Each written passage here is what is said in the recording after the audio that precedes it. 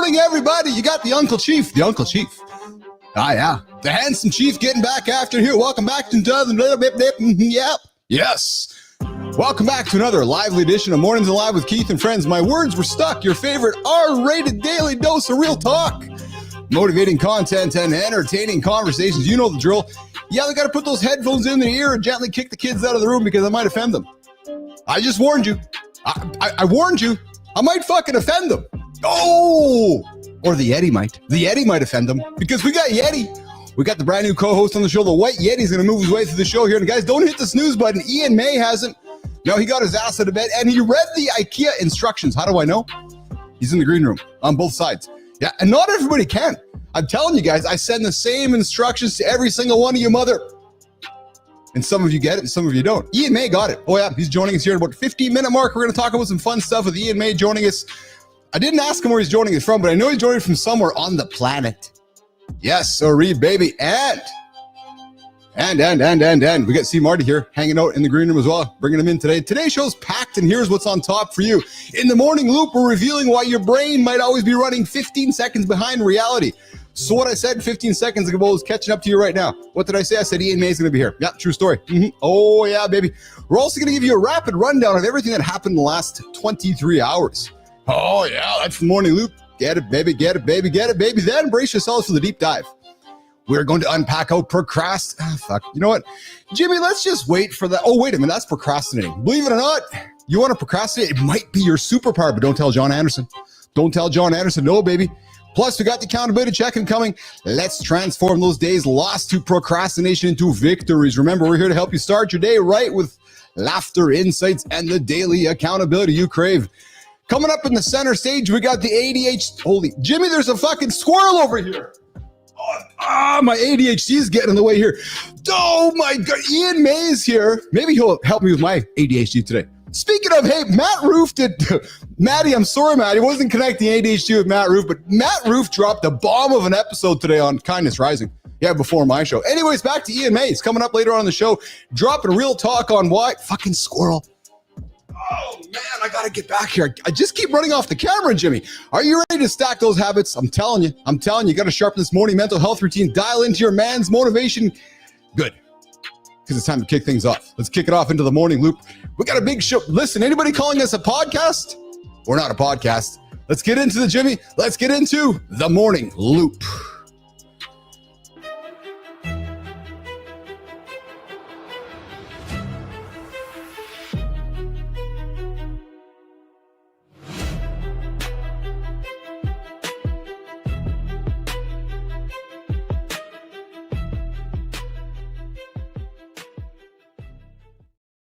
Marty. Oh, there's nobody there, Jimmy. I got nobody there. Oh, my goodness. Johnny must be on the bidet, or Johnny must be cutting the cigar before he gets on the show here today. Anyways, I was going to start the show, but the part where it says Keith and Friends, yeah, the and Friends part didn't show up. No, it's just Mornings in the Lab with Keith here today. Let's get to the comments, Jimmy, before we bring in those rest of those yahoos here. I see Lady Drew. I know Lady Drew joined the show this morning with Matt Roof. I know Adam Holroyd joined the show this morning with Matt Roof. Good morning, you guys. I appreciate you guys hanging out with us this morning in the lab and getting up and getting after it and so forth. All right, so listen, let's keep it going here. You ever felt frustrated? No? Jimmy, we're not going to go there just yet. Not just yet, baby. Nope. We're going to get there when we bring the boys into the lab. You guys ever feel frustrated with a new skill only to find it slipping away the next day? Well, coming up later on in the show, we are going to get into Arnold's advice, exploring an easily scientifically proven technique to boost your learning speed simply by closing your eyes after practice. Oh yeah, that's it coming up. We're going to get some Arnold's advice coming up. Jimmy, let's bring in the man, you know that guy, John Anderson. Let's bring him up. See what he has to say here today. What's going on, John Anderson? Good morning, brother. How you doing? I'm good. How are you doing today?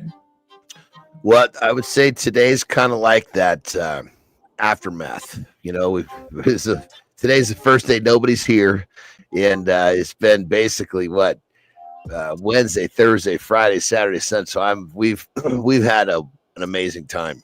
Nice. But now it's almost like when you're a 5-year-old and Christmas is over. Oh yes. You know? Yeah. So is all 18 folks gone? Left the house? Everybody's gone. Yeah, the last 4 left yesterday. Yeah, Actually, the last 6 left yesterday. I see you're all back in the. I see you're back in the studio, eh? Yep. Because we had people sleeping in here. Every freaking room was covered. I know you did. So, hey, we got a big show here today, Johnny. We are the show, not the podcast. And I invite you to sit back and enjoy the first hour. Uncle Keith, the creeper, put a lot of work into it last hour or so. I'm sorry, last 24 hours. And it is rocking. Are you calling yourself the creeper now? my family does. They're like, what? Uncle Keith? I'm like, yeah, absolutely. Uncle Keith, the creeper here, hosting the big old morning show, 8 o'clock Eastern time, YouTube Live, X, all those other platforms. Jimmy, you know what? Johnny, we got a new co-host today. It's called the White Yeti. And I'm going to invite everybody to join the conversation here today, guys. So, hey, listen, you are all invited to join the live conversation. And hey, White Yeti, how can people do just that? You can join the show live right now. The number is 431-300-3005. Call, text, or leave a voicemail. I think folks can get involved as well. How else can folks get involved while you're at it? Join the Mornings in the Lab community by hitting subscribe. If you pay, Keith promises to get me better clothes. Speaking of new clothes there, we got a store. We got a brand new store set up right now, the Morning Store. And I invite you to check out the Morning Store. It's at the Morning Store. Keith, I might as well do everything for you. Guys, hanging out here, helping us host the show here today, Marty. How's it going, Marty? What's shaking, brother? Good to have you. And how was your move, Mr. Christopher Martin? Marty's due to the experience here, getting his audio all sorted up. What's going on, Marty? He's working on it. Yeah, he's figuring it out. Well, so hey, here's a little food for thought as Marty comes on. Yeah. So basically, we have the show, and this is us for sure. We have the show, and Marty's trying to figure out how to get on the show. But they're thinking like this. Can you hear me yet? There he is. He made it. All right, cool. What's up, guys? What's up, Marty? Oh, Marty's here, Johnny. Oh, yeah. Fuck you guys. No, I'm playing. Marty, what were you saying? Johnny, what were you saying, brother? Honestly, I forgot. Oh, yeah. David, what's going on? That's rare. That's rare. That doesn't happen. I just before you got here, brother, I was just explaining how this is the first day with nobody here after like 5 days. So Terry and I are worked. Johnny's kind of like in that what's that mode? He's like in hungover by just food and family experiences. Johnny's just nice to have a quiet day today. Johnny, you're just like, oh yeah, I love everybody. Yeah. Mine not quiet today. Eh? We had I think you were kind of in and out of the show. We had 18 people here for like 4 days. Yeah. Whew. Good times. What was the occasion? Dude, July. Hold on. Let's see if the man's brain will fire up any faster than mine this morning. What happened last weekend? Oh, it was July 4th. You're right. My bad, man. Hey, coming up, we got Ian Mai joining us, executive ADHD and impulse control coach, helping me not chase the squirrel off the screen. Yo, stop that squirrel joke, man. Fucking squirrel, man. I got their squirrels. Yo, Johnny, he's been doing this ADHD squirrel joke before you even got here. I mean, but it still works. This guy here, man. The squirrel. I'm gonna honestly. I thought it was saying scroll. What's he saying? Squirrel? I'm saying scrotum. Squirrel. Hey, David, I see your comments or question. My wife likes to make 40 Jimmy Dean breakfast sandwiches in the morning. I don't mind it by the time I'm up. She's finished them all. Maybe it's time to get a new wife, David. That might be just what you're looking for. Ian Mai joining us coming up on the account. We need a women morning in the lab. The wife has to watch that show. Yeah. That's exactly right here. We got Ian Mai coming up in a number of minutes here on the accountability check-in. And but before we do that, I want to get speaking of getting. Oh no, hold on. Did you guys know? So Marty, you've been out moving for the last number of days and getting after things. No, I was out of town. Oh yeah, you were traveling. Nice. Mm-hmm. Go see Dad in Chicago? Bahamas.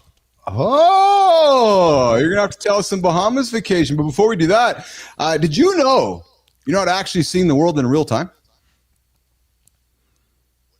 What if everything you've ever seen is already gone?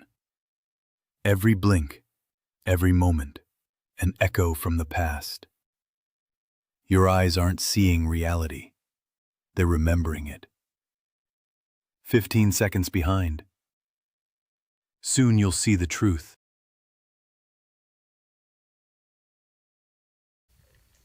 You ever felt frustrated mastering a new skill, boys? Arnold's advice coming up, only to find it slipping away the next day. Today, in Arnold's advice coming up during the morning loop, we're going to explore an easy, scientifically proven technique to boost your learning speed simply by closing your eyes after practice.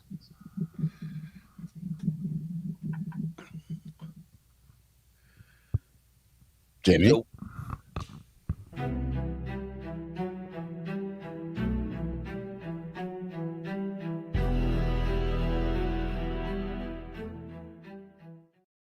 Looks like we have the wrong thing running, Jimmy, as we're figuring out our stuff here. Guys, so listen, I got a segment here coming up called Arnold's Advice. Recent research shows that revealing with your eyes closed for just 15 minutes after practicing a motor skill can lead to 15% improvement in learning compared to engaging in distractions.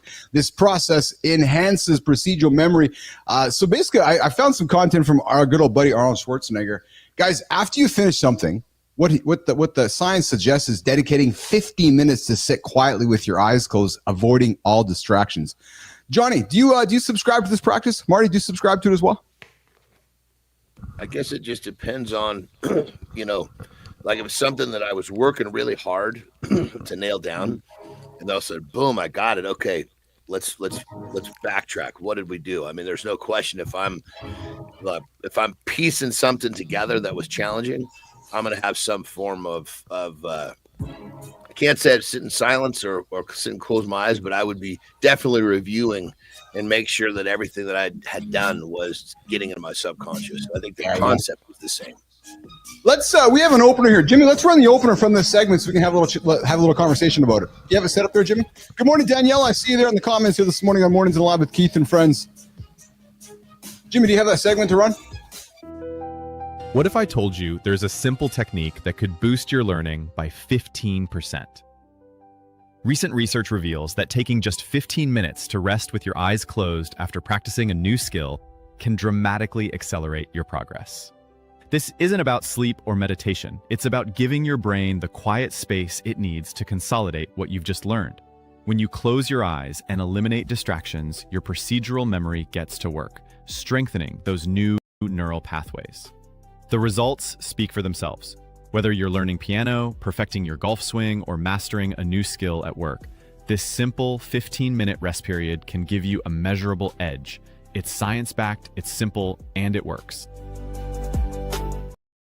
Yo, guys, it's science-backed and it works. Do something, sit back and digest it for 50 minutes. Guys, I have a bad habit. I do something and I rush to the next thing. You know what I think is I probably forgot everything I did. And I see Marty nodding as well. Marty, you do the same thing? Yeah, I was going to say I sit in silence to one, acknowledge the win for the day. You do, because oh yeah, you got to. Yeah, you got to. And two, just so I don't move on. Like I want to reflect and learn what did I do right. Why is this effective? I don't want to just go on to the next thing. That's just me. That takes a skill, man. And I'll tell you something. I learned it yesterday. Bernard, our good member in the community here, as we were going through yesterday's show, and Jim, we had nothing but technical issues on yesterday's show. It ended, and Bernard was like, "Hey, man, reflect on what worked and learn from what didn't." And I was like, "Oh, what a succinct message there." And that's exactly what you said, Marty, wasn't it? Because when you're done something, you'll sit back and reflect on it, right? Yeah, absolutely. Well, that's kind of a habit right there, brother. I mean, as a problem solver, that's all you're doing is categorizing different actions and thoughts. Yes, this worked. No, that didn't work. This might work for something else. It's constant gathering of data. Yeah, I did it this morning. Like I said, I just got back from out of town. So what I did was I wrote down like 4 critical tasks I need to do today. And I just had to sit for a second, like, hold on, that's a win. You got to do that every day. So I don't catch myself scrambling later in the day. So. Oh yeah. I have a bad habit, and so I joke about the ADHD thing because I go from one thing to the next thing to the next thing, and if I don't intentionally pause to take it in, I will go through my day going, oh, right, that happened. And I had to get really good at even taking my meetings, you guys, and not making them full 60-minute meetings, right? Making them 45, making them 50s, chopping down an assumed time so that I can take some time to reflect on it. That's because you like to talk too, man. Well, that too, yeah. But the reality is, so with Marty, here's the thing. I think we naturally go default 60-minute meeting. We got to fill it up when maybe the meeting's 45 minutes, take 10, 15 minutes of reflection.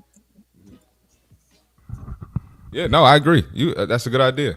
Right. So because I'm the same way. You might fill some time that's unnecessary, and you might just get to talking about nothing, and then it cuts into other stuff in your day. Well, it's funny. I met with a fellow yesterday. I didn't even say hello, and the fellow was, I got 17 minutes. I'm like, okay. Respect. Well, I mean, but you got to think about it, brother, when it comes down to it, we've learned all these ideas that, okay, we need to have a meeting, we need to do this. And it's like, we realize, okay, I have this much time for this meeting. I mean, how long did it take? It took somebody like Jeff Bezos to come along and say, hey, this is ridiculous. We're looking at this completely backwards. Yeah. When it comes down to it, if you're really efficient with your time, it's a task that has to be done. Maybe it's done in 30 seconds. Maybe it's done in 3 hours, but it's this idea of us not, we weren't taught how important our time was, so we don't protect it. It's so true. It's so true. So guys, listen, we'd love to hear from you. Let's share your experience with the technique. Has it improved your skill acquisition? Drop those stories and reflection in the chat or comment section below. Running a few minutes behind here, Jimmy. Let's get to the outro on the stinger, on the morning loop stinger, Jimmy. Let's keep the show going as we get to the accountability check-in. Let's get after it, Jimmy. So the next time you finish a practice session, don't immediately jump to your phone or the next task. Instead, find a quiet spot, close your eyes, and give your brain those crucial 15 minutes to lock in your progress. It's a simple habit that could transform how quickly you master new skills. Remember, the best athletes and performers know that rest isn't the opposite of progress. It's part of the process. Start using this technique today. What are your absolute morning non-negotiables? Easy. Listen to the best morning show on the planet, Mornings in the Lab with Keith and Friends, 8 a.m. Eastern, every day on YouTube. Okay, Smartass has some kind of accountability check-in next. Let's see what Smarty Pants has to say. All right, accountability check-in. Having some fun with you guys, upping the production quality on the show, not the podcast. Mornings in the Lab with Keith and Friends, getting after it. I used to lose days of productivity procrastination until I learned these 4 ways to avoid it. I could waste a whole day telling myself I'd do it later. I'll get up at 5. I'll do it some other time. I'll start at 1:15. I'll do it later this week. I'll always just put it off. The next thing you knew, it was dark and I was getting nothing done. The day was gone. And the next day I do it all over again, despite promising myself otherwise. And guys, got to tell you, man, it's not just me. We've all done it. It's so easy because it's comfortable, but all that comfort, it's a thief. I'm telling you guys, it steals your progress. It steals your momentum. And honestly, it's a poison for your brand. So here are 4 ways I invite you to consider learning about avoiding procrastination. Do it right now. Not one day, not someday, not wait till later. Discipline over motivation. Develop a habit, self-awareness, and mindset shifts. Leverage that public accountability. And then you got to ask yourself, do I still procrastinate? Of course I do. But I catch it much sooner and I get myself out of it before I waste an entire day. So gentlemen, I ask you and I invite you, if procrastination is holding you back, I invite you to check in with yourself and what are you avoiding and why? Notice the pattern, call yourself out, choose some action. And coming up next, we have our first guest on the show and his name is Ian Mai. And Jimmy, why don't we have Mr. White Yeti do the intro for us this morning? Keith, do I actually have to do everything for you? Get a fucking job, man.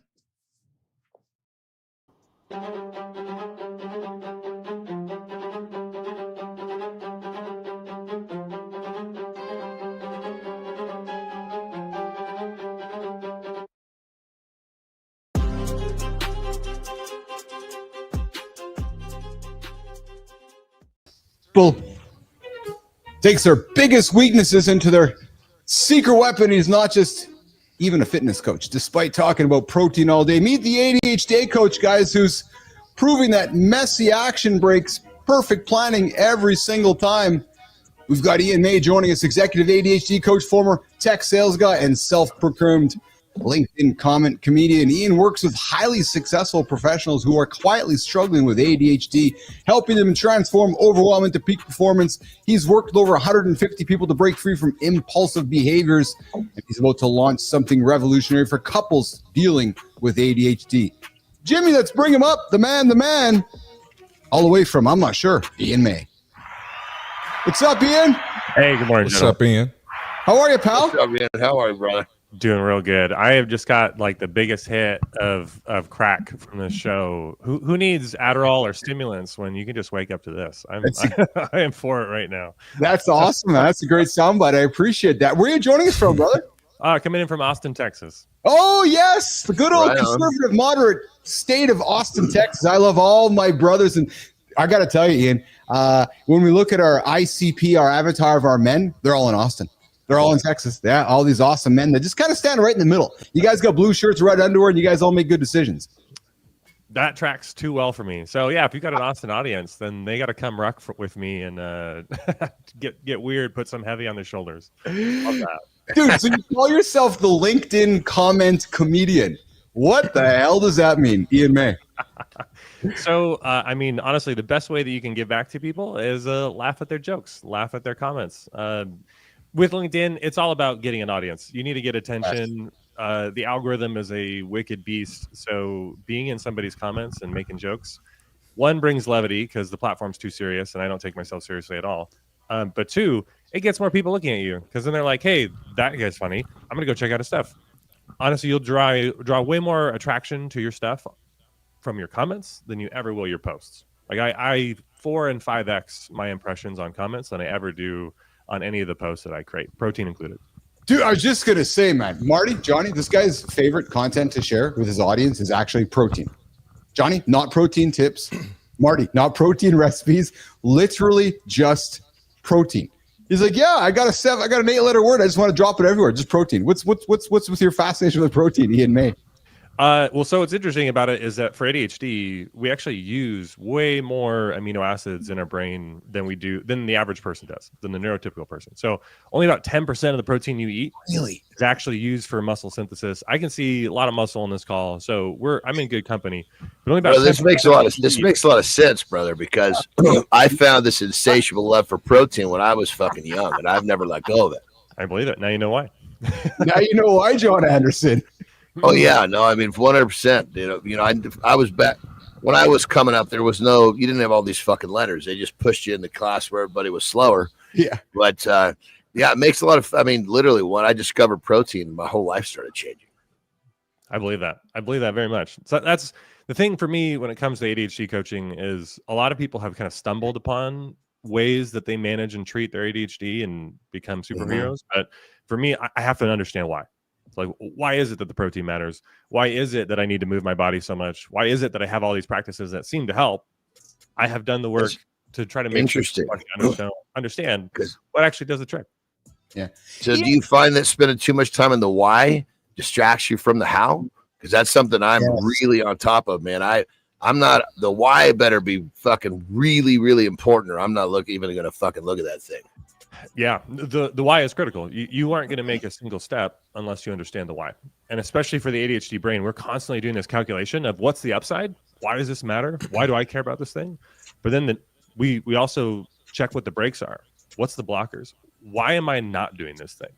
We do this calculation so fast that we don't even think about it. We're not even aware, why am I blocked to this? We talk about procrastination. Why am I avoiding this particular task? Is it because I'm afraid of rejection, the criticism that's going to come from it? Like, why am I not doing the dishes? What's the upside? Being gotcha. So we're talking about two different whys. We're talking about the why where someone sits down, spends an afternoon trying to figure out why he does something, but never takes initiative on what the how is to fix the fucking problem. Yeah. You're talking about these micro fucking whys your brain's count we don't even know is there. The tiniest little incremental changes happen in the why. Yeah. I could see that, but you're agreeing that sitting down and wasting half a day trying to figure out why when you should be actually working on the how is not part of the formula. You agree with that? Well, so the how is what's the smallest, most incremental, messiest step towards the how. If I try to come up with what are the 100 steps, the ADHD brain is going to I need one. No, that's too much. I need one. And we need one. Fall forward, baby. Literally 100%. Fall forward. Doesn't have to be perfect. Just take a fucking step in that direction with the idea you're going to fall, get up and do it again. Well, that's the lovely thing about running is you're technically falling forward really quickly and catching yourself and pushing off of it. That's what running is. You're falling forward, but you're explosively pushing yourself back up even harder and harder. That's interesting. That's forward progress. Keith, John, and Marty with our guest Ian Mai this morning on Mornings Live with Keith and Friends. I see your comments down there. B-Drive, good to have you on the show this morning. Mimic, I see you there. Hi. I do have ADHD, but I'm trying to outlet it. I'm trying to outbeat it. Ian, for our viewers who might be wondering if they have undiagnosed ADHD. Oh, so you're saying that might give them clarity. How do I assess if? Hold on, just so you know, bro, Ian, he froze, so he didn't quite finish his question. He does it every week. It looked like he was done, but he just froze. So go ahead, Keith. Yeah. So if you have it, how do you know that you have the ADHD, and how could I find clarity in my response? I mean, the simplest answer is this: if you say I have an addictive personality, you're very likely to have ADHD. As simple as that. Simple as that. That's it. That's the thing. So to John's point, Ian, years ago we didn't slap labels or letters on the back of everybody's name, but yet it seems like, with all respect, it seems like everybody has these 4 letters attached to them now, and I don't want to be dismissive of those that legitimately struggle with this. How do we delineate the difference? Yeah, so I think when you say everybody has a little ADHD, the biggest components of ADHD is dopamine dysregulation and emotional dysregulation. Everybody can possibly have that. We live in a world of distraction with the phones and the media and all the things. Like, we can all create dopamine dysregulation, and we also can potentially struggle with actually navigating real emotional stuff that we need to deal with. Yeah. So anybody can struggle in that way. Yeah. But for the ADHD brain is, how much does my brain turn off to it? My frontal lobe will turn off to something if there's not a big enough dopamine upside to the task and the behavior. And it might be important. It might be something I want to do this. I genuinely in my body want to do this, but my brain just does not turn on to it. I have to learn how to navigate that with ADHD. So then what's the biggest misconception that people would have about ADHD, and that you every single day, Ian, are waking up and fighting this misconception? Yeah, the misconception that I have is with people who don't have ADHD think that it's just a lack of discipline, that it's a lack of motivation. I can tell you, I've competed as a bodybuilder. John, you're in good company. I've competed as a bodybuilder. I have discipline. I have the ability to go do hard things. I'm also extremely intelligent. I didn't get diagnosed as a kid because I was a valedictorian in high school, went to college. I was doing well in school. These typical things of, hey, if you're doing bad in school, that must mean you have ADHD, or it must mean you're undisciplined. If you can't study for very long, it must mean because you're not motivated. It must be because you're not focused. You just need to sit and you just need to focus. The ADHD experience makes it to where our brains will literally turn off to some of these important tasks if we've measured and calculated that there's not enough upside for us to actually get this done and for our brains to turn on to it. Yeah. Keith, John, Marty, Mornings Live with Keith and Friends, getting after it. Jimmy, let's get to the fit tip with Marty here, and then we'll keep the conversation going with Ian. We'll bring Ian back, keep the chat going, and then we're going to get into the conversation about mastering the art of procrastination. I got to suspect that somebody who's battling ADHD, procrastination is part of that same sentence here. So let's drop Jimmy, did we lose Marty here? I think we got Marty stuck with an internet issue, so we'll keep it going here. We'll keep it rock and rolling. Ian, how do you tell someone that has ADHD? How do you tell them to turn their brain on for the right things at the right time? Yeah. So, I mean, part of it is being very clear about what the blockers are. What is the story I'm telling myself about what the downsides are for me getting this task done? And just being very clear about it, because that's the part where we're digging into and escaping to any other distraction. It's usually because that distraction helps us feel a little bit more safe about the thing that we're trying to avoid. And so, like, for the majority of this is being able to create very clear language of the story I'm telling myself. This sucks. This is the part that I don't like. Here's the downside. I need to be present with it. I need to be able to practice the habit of sitting with that visceral discomfort, and then being able to realize, how can I change my why for what the upside is? How can I sit with and visualize and be very clear about what the potential big things that I'm working towards? And the thing right now is that we can all laugh about, like, oh, I didn't get the dishes done, or that same pile of laundry keeps moving places within my bedroom. That's not what this is. That's not what hyper performance cares about. Like, I'm not going to sit in with how do you adult 101. It's how do I turn this hyper focus on for the things that matter in the time in which it matters, so that I can absolutely have this crazy amount of focus for my work, for my family, when it's time to be with my family, for the things that are actually important to me, that I know how to turn and light my brain onto it. Ian Mai dropping nuggets here about ADHD. Let's get to the comments before we go to our deep dive discussion here. And Ian's going to stick around with it. Why procrastination might be your superpower. Before we do that, we got Peaches. What's shaking, Peaches? Always love having you here in the community. Peaches, you make me and Johnny laugh all the time you come in. And Johnny, let's see what Peaches has for us today. I have ADHD. Johnny, if you remember the last time we had a conversation with Peaches, we were talking about face sitting. And we were talking about her uncomfortable journey through life. And she was just,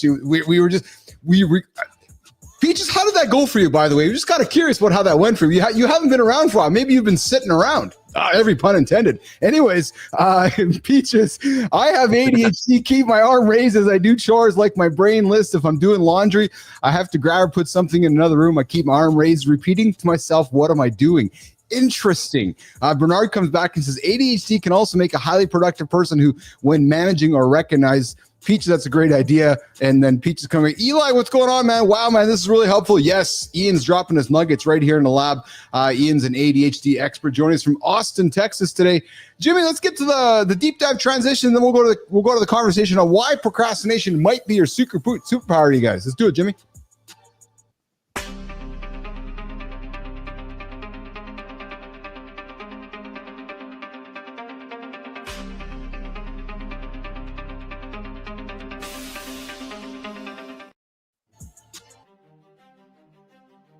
What if your procrastination habit could actually boost your productivity by 40%?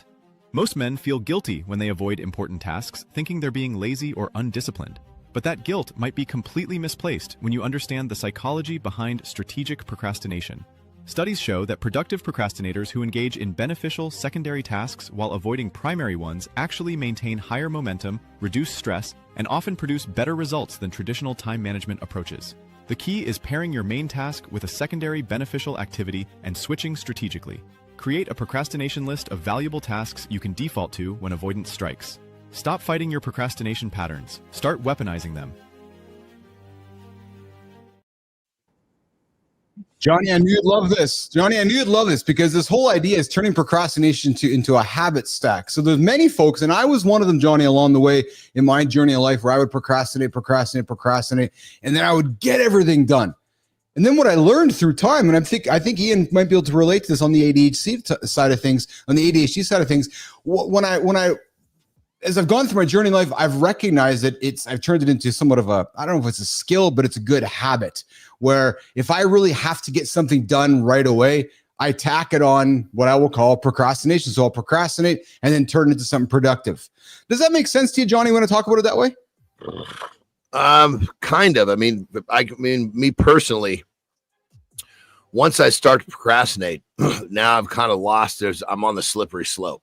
So I try to catch myself in there's like that little bit of inner dialogue.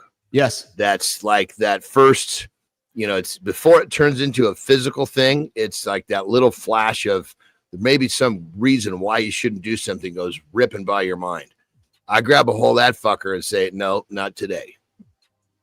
Yeah. So, and what about you, Ian? Do you find yourself? So, what I will do is I'll have a big task, and I know I got a bunch of cursory tasks around it, and I stare at the big one.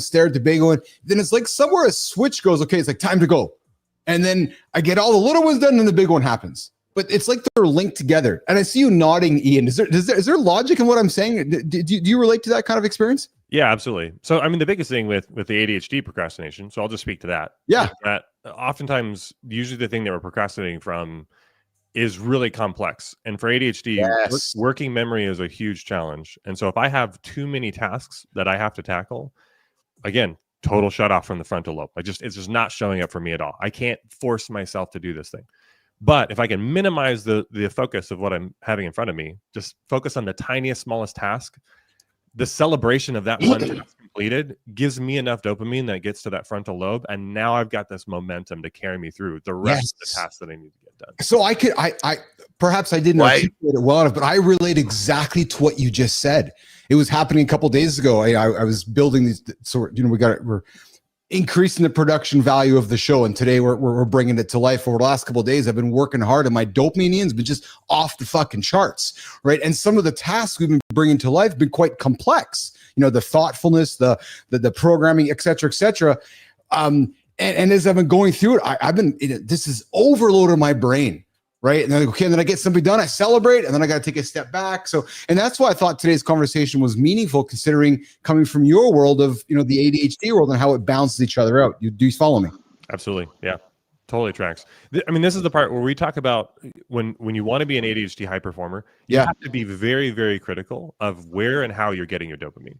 Because is this a task when I'm procrastinating? Is it a task where I'm just plummeting my dopamine well below baseline? Or is it just continuing to fuel more and more? And every time I get a little task done and I actually know how to celebrate it, that's going to continue to pull me forward to get more and more stuff done that keeps that momentum alive. If it's something where my procrastination is consuming other content, other things, I get a spike.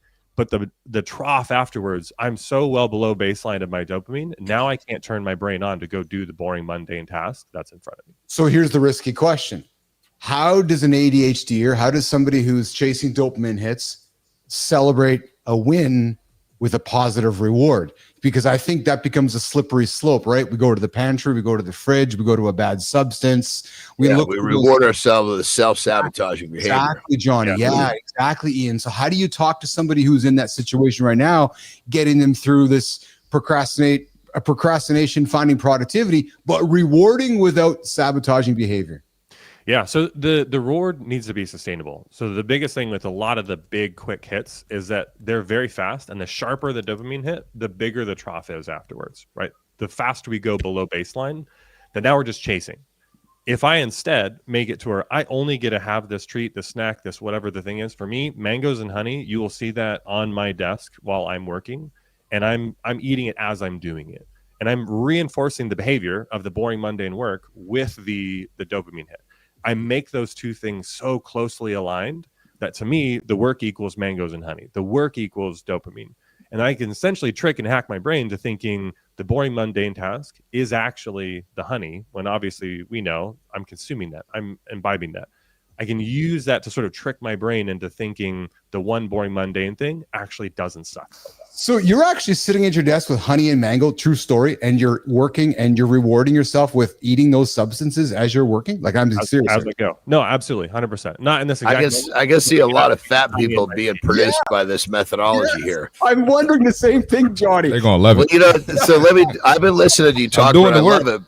I love it, brother, because, I've got a heavy addictive personality. I've never been clinically diagnosed, but I mean, it's pretty easy for me to see that I've got the things when I manage myself properly. I'm a productive machine. I stay addicted to productivity. Yeah, Johnny can't get enough of me, Ian. He's just addicted to Uncle Keith over here. Mm-hmm. I believe he's that. a nutty All little, right, Keith. This guy here, little sucker. But real quick, let me share kind of how it was my own development of how to deal with this. It was obviously helped by my mom. But really what we did was we planned everything. So I could mentally, I've already got my day. I've already mentally rehearsed my day today. So I've already found joy in the little tasks. I've already kind of premeditated how good that's going to feel and how good that's going to feel. And it's almost like I lay out my day where it's just, now I just got to physically act it out. And that was what kind of kept me, away from a lot of these pitfalls that we've been discussing. So there's two things that I want to lean into, because one of the parts of it is when you're doing the boring, mundane work, when you're doing it in the company of others, you feel this deep acceptance and belonging that creates the dopamine, the oxytocin that, again, pulls us forward to doing the thing. If you've got a boring task that you're avoiding, get somebody else just to hang out and be present with you for it. I do a lot of this in my coaching where it's just body doubling. Hey, we're all going to get in a room and we're just going to slam some shit out. I'm going to work on my stuff. You're going to work on your stuff. But just the fact that we're in a room together increases my sense of safety and dopamine to all of the boring things that I'm trying to work on. So the fact that you did it with your mother in connection there, and so every time you do the work, you feel some sense of safety and connection in that work, and you've already kind of created that dopamine association. Yeah. So, I mean, definitely like the idea of what you're saying about the room where everybody's doing their stuff. You know, it's kind of like study groups. You know, everybody sits at a table and everybody just kind of it sucks equally for everybody. You know, so what about the idea of helping someone with the methodology that doesn't require anybody else? Yeah. So what you talked about of already visualizing the celebration before you do it. Right. And this is the thing where every small win that you collect, treat it as if you just finished the marathon in your head. I'm celebrating every tiny little thing. And most people with ADHD don't know how to celebrate themselves well because they just feel a sense of relief that it's just finally done. I don't feel good about it. I actually just feel exhausted. I'm thrashed because I procrastinated for it so long. Now that I waited until the 11th hour to get this done, now I just feel exhausted and I'm thrashed from it. I can't celebrate it. So now I'm only reinforcing how negative I feel towards that boring and mundane task. So the idea at the beginning helps a great deal. Totally. So for me, what allowed me to not go into these cycles of procrastination, which in many cases was productive procrastination, which is even fucking worse because your mind tells you you're doing shit, but you're really not. But that pre-planning, decisions are made ahead of time. And that's what allowed me to bypass the procrastination. Like if I have, it sounds goofy, but if I have even an hour of time in my day that is unplanned, I get fucking lost in that 60 minutes. And I can tell, Johnny, just in getting to know you, and I mean this with, I mean, use the word that I don't mean in a bad way. I can tell that hour in your brain would stress you out or stresses you out. You look at your calendar and you're like, oh my God, there's a window here. I don't know what I'm doing. I got systems for everything, baby. Yeah. So I've got A, B, and C. 3 things that are important to me that I can plug into that hour at any time. Yeah. Sometimes that hour pops up because someone had to, maybe a client had a family issue. Boom, right for our Zoom, they got to go. They can't take it. Well, I got an hour. Well, A, B, and C. I got 3 things that are always going to be of interest and productive. I can plug in there. Before I had that system, fuck, man, I would be standing in front of the goddamn refrigerator, the cupboard. My brain was looking for some sort of quick fix. When it was because it was that time that was not predetermined. I love this nugget you just dropped here, Ian, because this happens to all of us. Plans change, and when plans change, shit goes sideways. And so I knew, Johnny, that window on your calendar would stress you out. I did not know, and I know you're a systems guy.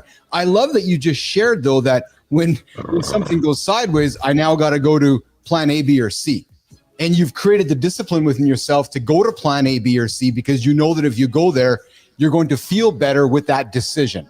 Because if totally, yes. E, F, or G, those decisions aren't good for you. So you're like, no, it's got to be the A, B, or C decision, and that is it. It's as simple as that. It's actually funny enough. When it started, it was called my go list.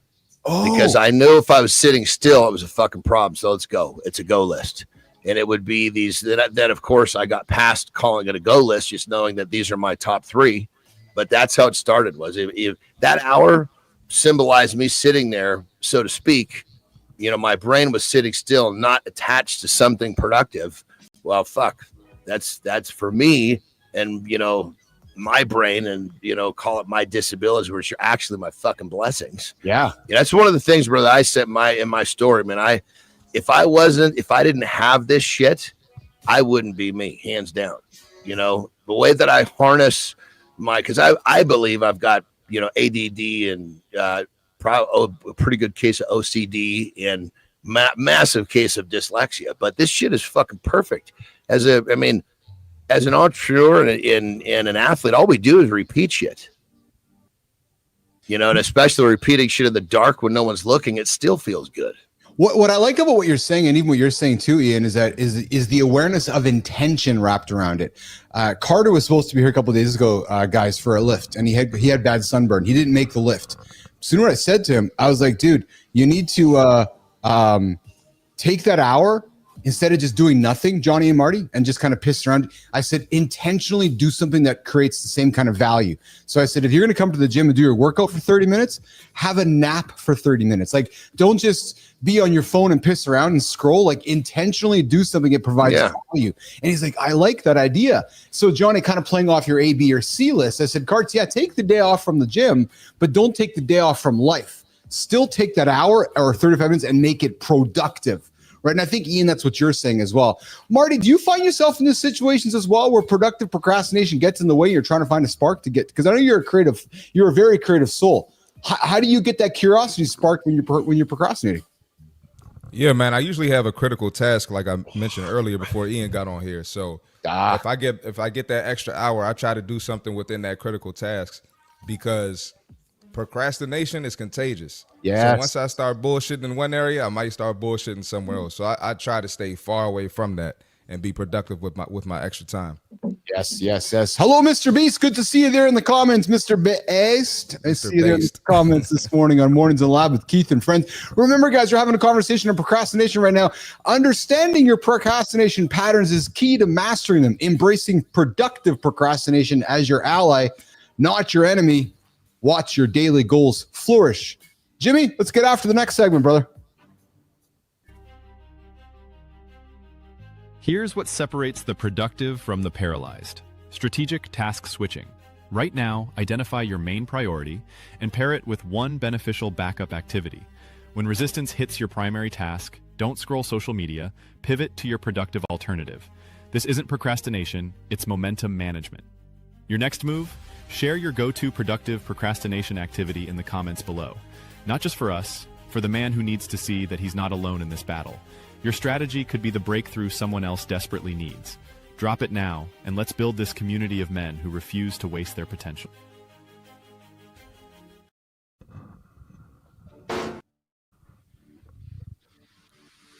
Are you back, brother? I am.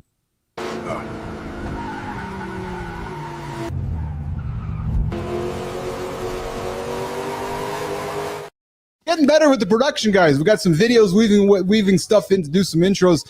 Ian, I got some rapid fire, man. I got some questions for you. I'm going to put them on the table. You ready to go? Oh, yeah, let's have it. Let's do it. Funniest ADHD moment you've had this year? Well, I don't know what makes them funny. Usually that's your answer. That's your answer. The one snack that ruined your diet every time. Yeah, the funniest one is I tried to make marshmallows using beef protein powder, and it was probably the most painful, terrible thing I've ever eaten ever. Hold on. Is this why is ADHD? Does this have to do with why you're constantly trying to? Because everybody that knows me said, "Man, you make some weird shit when it comes to food." We can't blame the ADHD. I think that's just our problem, John. Okay. Well, I was going to say, because I don't feel like it's anything to do with my brain other than fucking curiosity. You know what I mean? Right. I think maybe that's it. Is we have the ADHD, the willingness to do dumb shit. That's a superpower right there. Absolutely. But I will tell you, hydrolyzed beef protein inside of marshmallows isn't it. It's not a winner. I think I have to pause the rapid fire to lean into this protein and meat and marshmallows. Ian May. Yeah, so I was trying to add more protein to marshmallows. I had this idea of getting more protein in marshmallows, and I don't do dairy, so I had hydrolyzed beef protein, which is essentially like dehydrated beef broth. Yes, and it tastes exactly like you'd think. It tastes like a bull's asshole, and I assumed that all of the sweetness of the marshmallows would pull through. It did not. It was god awful. You know what? Real quick, the rapid fire. We got the one question on rapid fire. That's crazy, Keith. Great question, Keith. But I just want to say one thing. People act like I'm like such a fitness freak and fitness fanatic, but I always meet someone who's a step above me. This is the highest level. I have never seen this. Marty, marshmallows and meat protein. Our first guest, this shit is crazy, who's used bull's asshole and meat protein and marshmallows on mornings. And Ian, you've got the quote of 2025, I think, brother. Hell yeah. Yeah. Well, I'll be honest, fellas. If I ate fucking marshmallows, I can see. I don't see this as too far away from my curiosity. But the marshmallow is not part of my platform.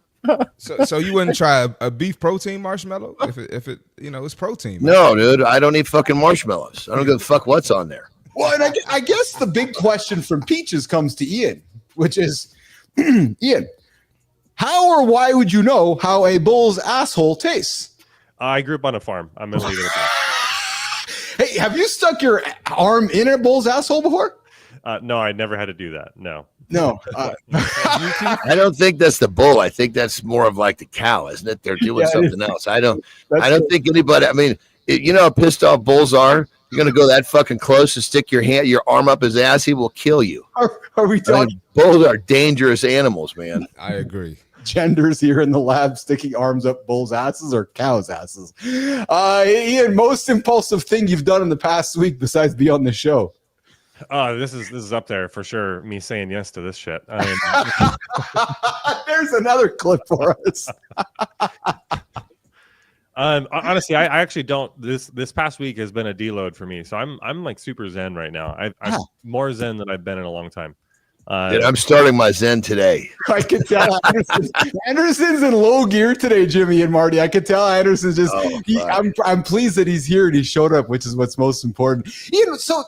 Lead into that. Why are you in zen mode? Like, has it just been July 4th, middle of the year, reflection? Like, talk about that for a second, pal. Well, I actually just came back from a retreat out in Sedona, Arizona, and it was the entire time I did no caffeine. I did no phone. I literally shut off all of the impulsive ADHD stuff, and I sat like deep meditation for an entire weekend. Most people with ADHD be like, "Oh, I can't meditate." ADHD meditation is like your crazy superpower. Every single breath that you could take, make it nuanced and novel and interesting, and every single one, just leaning into it and obsessing about all of the nuance of every little thing like that. It's wild how much the ADHD brain just lights up with creative energy. When you stop trying to consume and you make room for all of that creativity, it's brother. My quiet time. This is where all of my solutions in life and business are brought to me. Mm-hmm. I don't even know what fucking questions to ask, and the answers are fucking showing up. Sometimes to the point where, once I have more than 3, I have to fucking break and go write the shit down. It's rare I get more than 3, but sometimes like, fuck, man, oh my god, how did I not see this? Yeah. If the ADHD person is willing to get bored, so that's what most people like. They don't want to be bored because they're like, I don't like me. I don't want to spend time with me. Ha ha ha. It's so funny how much I hate myself. No, the more you spend time with yourself and you start being able to sit with really deep, uncomfortable feelings that you might have been shoving down, as soon as you get past that difficult point, the creative energy that you just pull in is phenomenal. That you will have so much more output than any average person can even come close. Bro, let me kind of. I so agree. Let me just share real quick. So for me to get into that spot, it was tough. I mean, I learned when I was young. I learned accounted. Counting is what kind of settled me. So I would sit and I would count 1 in, 2 out, and I would just count. And sometimes everything would start slowing down by 30. Sometimes it takes me all the way to 100. But if I'm really struggling, what I do, my brain is still fucking going these places. What I do is I'll envision like I'm in a movie theater, seeing that number come at me. Now I'm just looking at one thing. And then all of a sudden the next number's going away. And because I went from thinking about 40 fucking things to one thing, it'll go from one thing to 0 things, and my time will start. Yeah. So, I mean, even that part of creating some separation between you and your thoughts is its own superpower. And how you go about doing that, like sometimes I'll just sit in front of my computer with the screen off and I'll visualize like the matrix of the little letters popping down and whatever like really strong invasive thought that I'm not trying to give energy to, I picture it falling onto the screen, and now I'm going to change the letters on it, make it funny, weird, whizzy gig letters, and now I'm going to hear the thought in Morgan Freeman's voice, and he's narrating my life and these thoughts. Creating the separation between the invasive thought and like in yourself, whoever that self is, makes it to where now I can create space between any thought. What thoughts do I want to give energy to? What thoughts do I actually want to direct my focus to? And it's not because I have to come up with a bunch of positive sayings to negate the negative intrusive thoughts. I just completely remove the energy that they have. Brother, you are, I bust up Keith all the time, dude. Why are you giving that negativity any attention? Yeah. I just don't give negativity attention, because if I do, it fucking sucks me in like a fucking negative vortex. Yeah. I just keep focused on the positive, and it does the same thing. Peach is coming in saying, I'm glad I'm not the only one that wants Morgan Freeman to narrate my life. Hanging out with Ian Mai this morning on Mornings in 11. Ian, I got to tell you, man, this doesn't happen often. And I know Marty and John don't hear me say this often, but we have certain guests where I want to keep walking towards the camera, walking towards you. Dude, you're dropping nuggets, man. I'm a huge fan of yours. I got to ask you, do you have kids? I do, yeah. 2 kids. How old are your kids? One's about to turn 5 and the other's 1. They have great fucking age. They are exceptionally lucky children to have a father like you. I've spent 20, 30 minutes with you, man. And I got to tell you, those kids are going to be learning a lot of great stuff through their life, dude. And I'm just, wow, you're just dropping nuggets, bro. You come back hang out with us again sometime? I would love that. I received that for sure. Where can we find you? Where can Nation connect with you? Where can folks work with you? How can everybody who wants to learn more from Ian Mai, where can they find you, brother? Yeah, they can find me on LinkedIn. I can give the links for the show notes, as well as ianmai.co is my website. Awesome. So here's what's going to happen. Jimmy, hang tight on the next segment here. We got a lifestyle tip coming up. I revealed something at the beginning of the show about something I said. What if everything you've ever seen is already gone? Every blink, every moment, an echo from the past. Your eyes aren't seeing reality. They're remembering it. 15 seconds behind. Soon you'll see the truth. I left the pause there, guys. There's some incredible science that our brains are grabbing what we're talking about 15 seconds ago. So everything we're saying actually happened 15 seconds ago. Jimmy, let's get to the John Anderson lifestyle tip, and let's come back if Ian can stick. I'm gonna roll out, Keith. I gotta roll. Marty's got to rock and roll, brother. Have a good Nice look, to brother. meet you, man. Yeah, sir. I'll see y'all tomorrow. All right, pal. All right, Jimmy, let's keep it going, brother. All right, John Anderson is up next, spitting lifestyle wisdom to help you. I don't know with what, though. Well, let's keep going on this idea of procrastination and some ways to overcome it. I'm going to use today as a perfect example. 4th of July weekend is over. We had, including my wife and I, 18 people at our house for 4 days. So as you can imagine, today is a day where I'm spent. And I got up this morning, normal time, doing my thing, and my brain did not want to do what it was supposed to do. I was looking for, God knows, any way to find a reason to sit down. So what did I do? I just kept moving. That's the tip. Keep moving. If you're up and you feel like your brain's trying to take you off track, just keep moving. Do the little things that it takes to get your day started. Maybe it's just literally making your coffee. Maybe it's, whatever needs to be done. These little tiny tasks. Brush your teeth. Do all the little things. Check the boxes. Keep moving. This is what kept me going today. Had I decided to sit down and kind of think about what was going on in front of me and what I was going to do and how I was going to tackle it, I probably would have been there for 15 or 20 minutes. And it would have been time that didn't serve me, and it would have made the start to my day when I was tired and already trying to procrastinate that much worse. So the tip is this. If you're up and you find yourself thinking about not doing what you need to do, just keep moving. Find the smallest tasks, get them done, get that check mark in your head, which will be accompanied by a little dose of dopamine, and your brain will want to start looking for other little tasks. So the tip is simple. Just keep moving. Rock and roll. Everything you're seeing right now happened 15 seconds ago. Your brain isn't showing you reality, it's showing you ancient history. While you think you're living in the moment, you're actually trapped in the past. Every missed opportunity, every late reaction, every time you felt behind the curve, it wasn't you being slow, it was your visual system running on a 15-second delay. You've been living life in the rear view mirror. But now you know the truth. The men who figured this out, they start anticipating instead of reacting. They break free from the delay. Stop living in your brain's edited version of reality. Start living now. You guys, fascinating stuff. You guys, whatever's happened 15 seconds ago. Myself, Keith Bellis, John Anderson, and our guest, Ian Mai.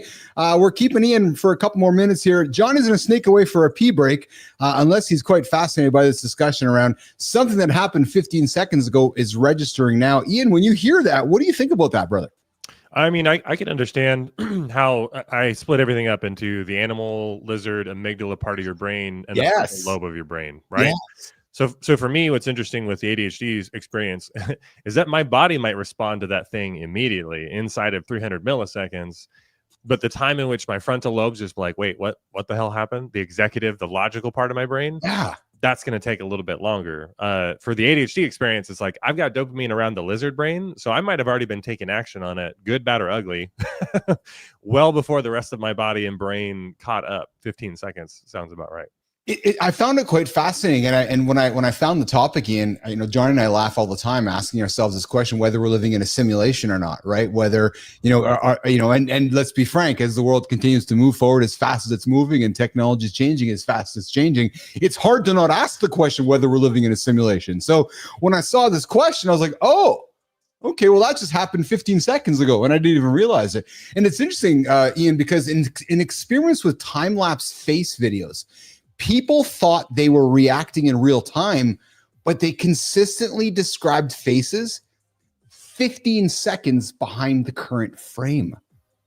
It's fascinating to me, isn't it? Because of how our brain works and how we think it works. And then we talk about this serial dependence means your current visual reality is anchored in the recent past, not the present. Again, just think about that, right? Like what you're seeing actually happened 15 seconds ago. And dude, 15 seconds, like if we stop talking for 15 seconds, people be like, what are they, frozen? Like it's a long period of time, Ian. Mm-hmm. Oh yeah. What would people do with those 15 seconds? Sitting in the discomfort of the pause. Right? To just wait for more information to come through. Yeah, in the audience. and apparently, look, it's a feature. It's not a flaw, but it has implications, especially in fast-paced, high-pressure moments where clarity is key and we're making decisions rapidly, right? And then Ian, as I was doing my research on this topic as well, it's the brain uses something called a continuity field to average visual input over the last 15 seconds, keeping your visual world stable today. Oof. Yeah, I mean, I definitely need to do more research on that because I can completely appreciate our brains are pattern recognition machines. Like we're constantly assessing. And so when you say that continuity, we're just guessing a good majority of the continuity based on past experience. Some of those past experiences aren't great. Some of them suck. And I don't want to use the word trauma because everyone throws it around. But in all seriousness, there's a lot of stuff that we have unresolved that we haven't dealt with, that every time there's even something that closely mimics that thing, immediately our body goes into escape, fight or flight. And we don't actually have time to respond and sit with and be able to say, hey, this right now, this thing in front of me is actually not that. Well, and Ian, that weaves it back to Johnny's comment about when something goes sideways in his schedule, the fight or flight gets into place. Okay, I got to run to A, B, or C. him responding to A, B, or C enables him to not fight or flight the situation. It allows him to, react to that moment that may have happened 15 seconds previous. Johnny, when you hear this, and you and I joke all the time about, are we living in the world of simulations? Isn't this fascinating to you to think that, what I'm saying actually was said 15 seconds ago? Yeah, I mean, there's no question. There's some, this is a rabbit hole that you could go down and get lost in. My brain and the part of me that distills things, that simplifies things. Yes. Today is saying it doesn't matter. Just keep doing what you got to do. Yes. Yes. Well, it's funny because I had today I'm not finding how that's serving me. Yes. Yeah. Well, that's interesting. Actually, I had a conversation with somebody yesterday who, was not serving my moments in time, and it was creating a lot of negative energy. And I took exactly a page from what you said there. I was like, okay, this isn't serving me anything. Wrapped it out of my head, moved my brain 30 seconds forward, and just got myself right out of it. So, guys, your mind is powerful, also full of shortcuts. The more we understand these hidden mechanics, the more control we have over our mindset, our reactions, and our goals. So I invite you that this is a reminder, stay grounded, stay focused, and stay open in learning how your brain truly works. That is, guys, the real edge. Jimmy, let's keep it going, brother. So there you have it, gentlemen. Your brain has been showing you reruns while life happens in real time.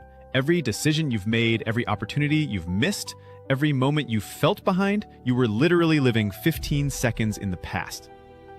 But now you know the truth. The question is, what are you going to do about it? Stop living in your brain's edited version of reality. Start anticipating instead of reacting. Break free from the delay. This is Morning Loop, where we wake you up to what's really happening. Keith, John, and Marty, keeping you 15 seconds ahead of everyone else. Now get out there and live in the present.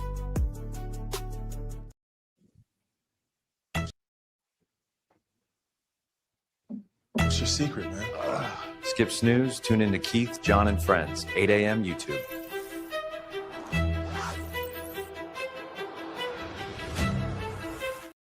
You know what? Get me the... You know what? Get me the hell out of here. Let's get to hour 2 of Mornings in the Lab with Keith and Friends. Live with Keith and Friends, hour 2 coming up. Thank you for being patient while we work through our new production quality, our new value, the new stuff we're putting on the table. I can't even find the fucking word. But there it is, just adding some new fun stuff to the show here, weaving into the world of entertainment. Anybody calling us a podcast? Fuck off.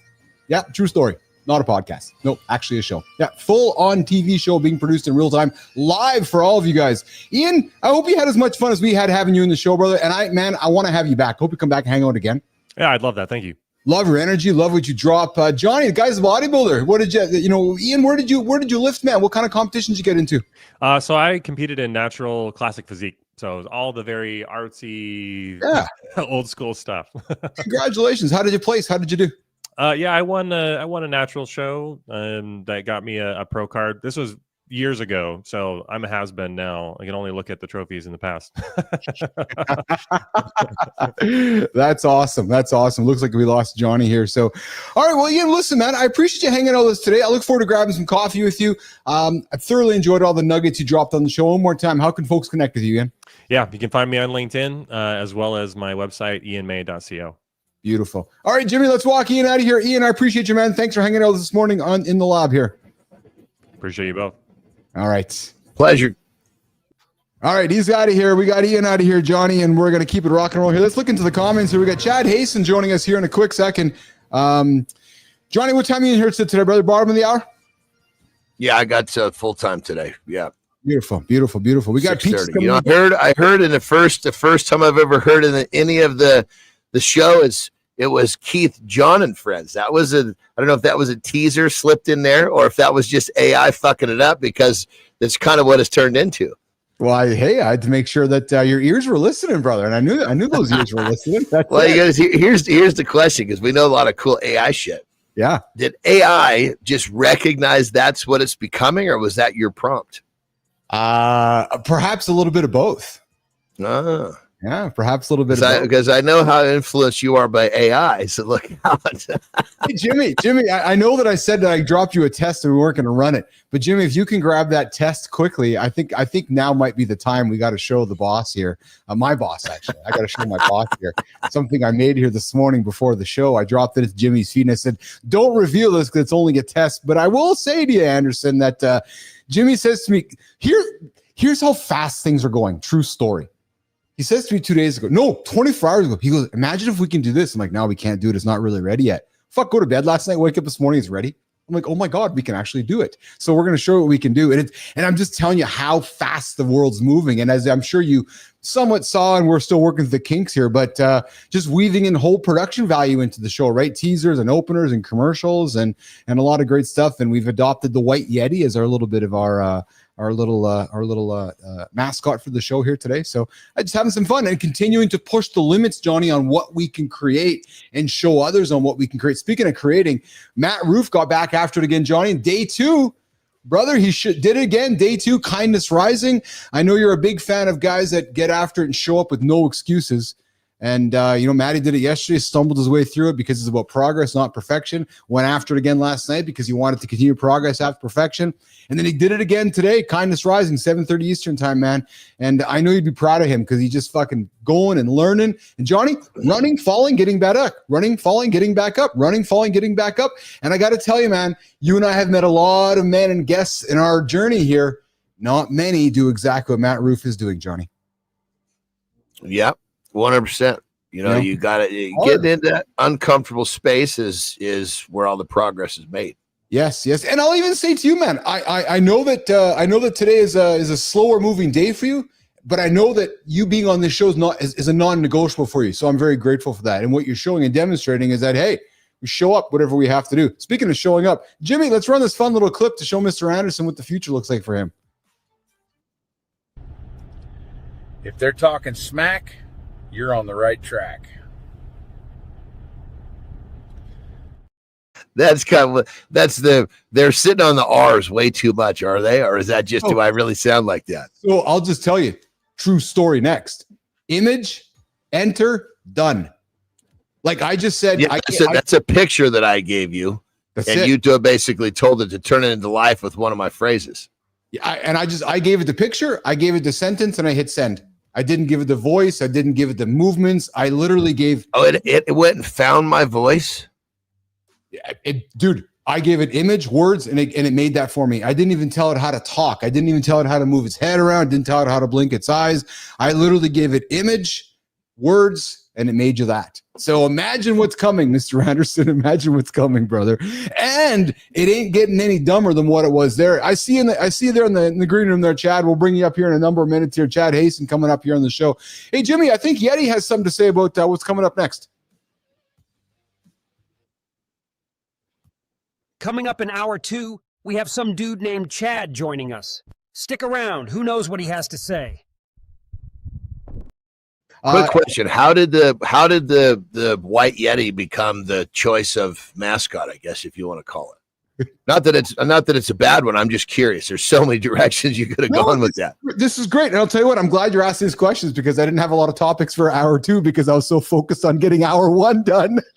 If I'm here, you never have to worry about that. Fuck.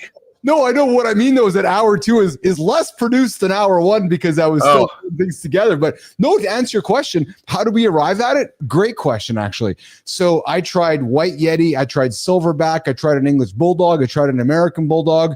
And Johnny, what I was finding was that talking animals don't represent as well. Like when I tried both of our dogs, I tried your dog and my dog. It didn't come across as realistic.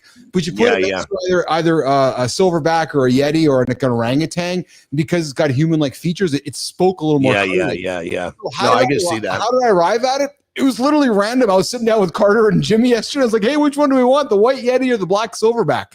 And we arrived on the white Yeti for an hour. So no, I think it's actually kind of unique. I was just curious how it came. Sometimes, every once in a while, even the best, you could sit there and be busting your ass on a name for something, and all of a sudden, the first thing you blurt out is the one that you end up keeping. Yes. You know what I mean? Yeah, absolutely. Before we bring in Chad Hason, I want to quickly talk for a few minutes with you about procrastinating, because I'm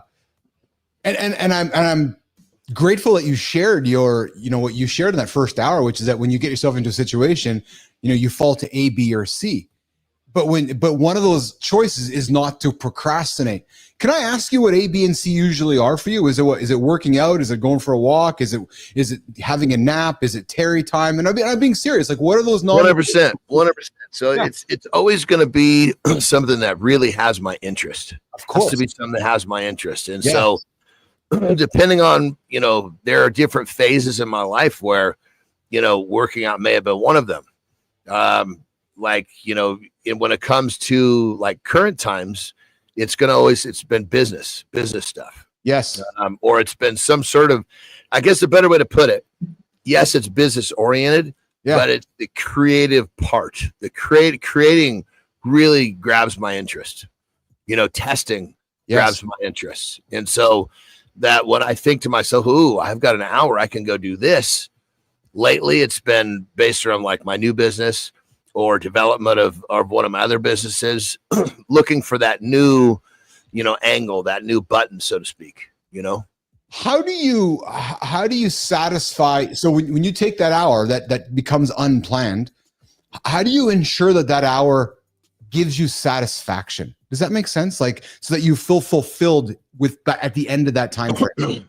Well, it's the task, because it's a task that See, these are tasks that are not going to take me 5 minutes. These are tasks that might take me fucking 5 days. Oh, okay. Gotcha. Yes. So it's like, these are tasks that I enjoy doing, but there's never enough time. So I get to go back to do that, you know, almost like to a certain extent. Let's just say that someone is really focused on dropping body fat, getting their abs. Well, maybe going for a walk would be part of that. And I've been there before too, but it's a never ending prophecy. You know what I mean? You want these tasks not to have a finish, because that way you're never going to get caught with finishing and go, oh, fuck, what am I going to do now? Now you're back where you started. Yeah. That's interesting. Well, and what's interesting about that is you're disciplined to know that it's a 5-day task and that you're not going to all try to get it done in one day.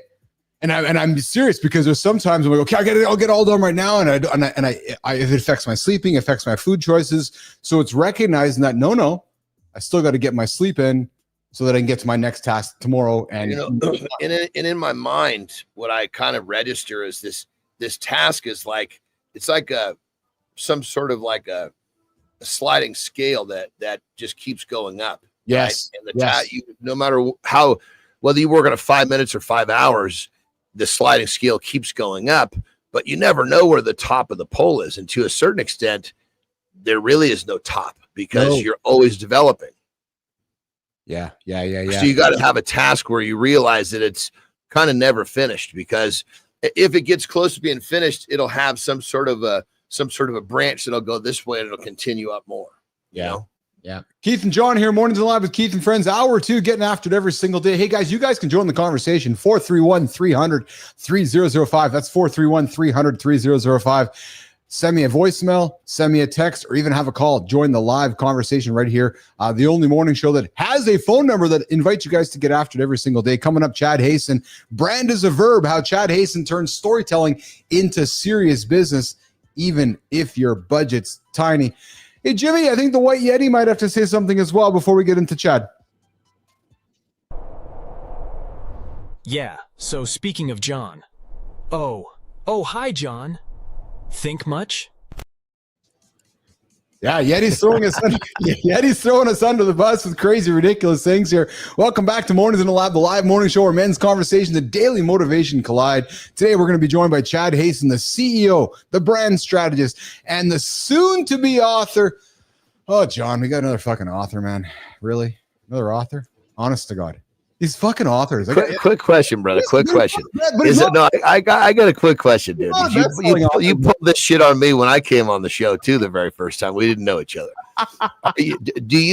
Are you attacking authors because you haven't become one yet? Is that what's deep down inside? I think it is. Are you revealing my secrets? Yeah, he hasn't fucking written a book yet, so this is his way of dealing with the fact that he hasn't pulled the fucking trigger. So he likes to fucking poke fun at people that actually have taken the step. This is are you a bestseller? My first question, well, is it a bestseller?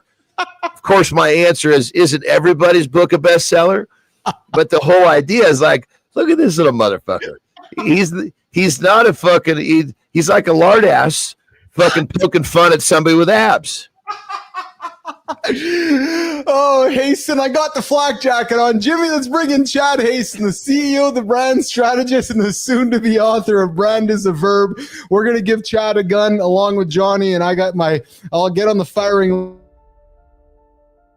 What if everything you've been told about building a brand is backwards? The most powerful brands in history weren't built with money. They were built with authentic stories that connected human to human. Research from successful boutique agencies shows that creative constraints actually force breakthrough thinking, while unlimited budgets often lead to generic, forgettable messaging. The secret isn't having more resources. When you stop trying to sound like everyone else and start embracing what makes you uniquely you, your small budget becomes your competitive advantage. Your authentic voice cuts through the noise better than any expensive campaign ever could. Start telling your real story today. Your audience is waiting to connect with the human behind the brand. CEO, brand strategist, and soon-to-be author of Brand is a Verb. Chad, I show love through jest. I show love through bullets. All right, Chad, I'm standing here, man. Take your gun with Anderson. What do you got to shoot at me? What's your book all about, brother? Why are you deciding to be an author, Chad Hason? Good morning, guys. Thanks for having me. Actually, you guys talked about like almost every chapter I have in here just in the last 10 minutes. There, I got to give the plug. Oh, there you go. Okay, well then give it to us, brother. Give it to us. Well, just storytelling and having a brand. Again, we always say your vibes attract your tribes. I like to think there's an audience for absolutely everybody, but too many people try to be like the last guy. And Nobody's like Keith and John. We're a little different on this show. exactly. You got to be your own. So, and I also got to say, you're the only guy that's gotten my name right every single time. And you said it more than anyone. So thank you so much. But yeah. Well, dude, he just fucking butchered one yesterday. There's a guy here called named Beatty, and he was calling him fucking Betty. I was like, dude, I even said, I said, dude, you're the first fucking Betty I've ever met that doesn't have a vagina. I get Hanson all the time. But that's on me. Actually, tie in. You got to tell your story. I talk to a lot of people that say, I don't need marketing. I've got word of mouth. And I always say those people sound absolutely stupid because word of mouth is something that you need to guide. You got to put your story. Yeah, word of mouth is marketing, for Christ's sake. What the fuck? Exactly. Marketing equips word of mouth. Yeah. So yeah, no, you guys talked about a bunch of stuff to do with to brand it, and I cover a lot of it in my book. You also talked about the difference, or how I say it, the difference between responding and reacting. And actually, I pulled this other book. If we're going to call out, you've seen this, but that is exactly what you guys are talking about. The art and science of delay, or from a brand perspective, the ability to respond instead of react, taking that extra beat to say, well, how am I going to respond this? And life changing, brother.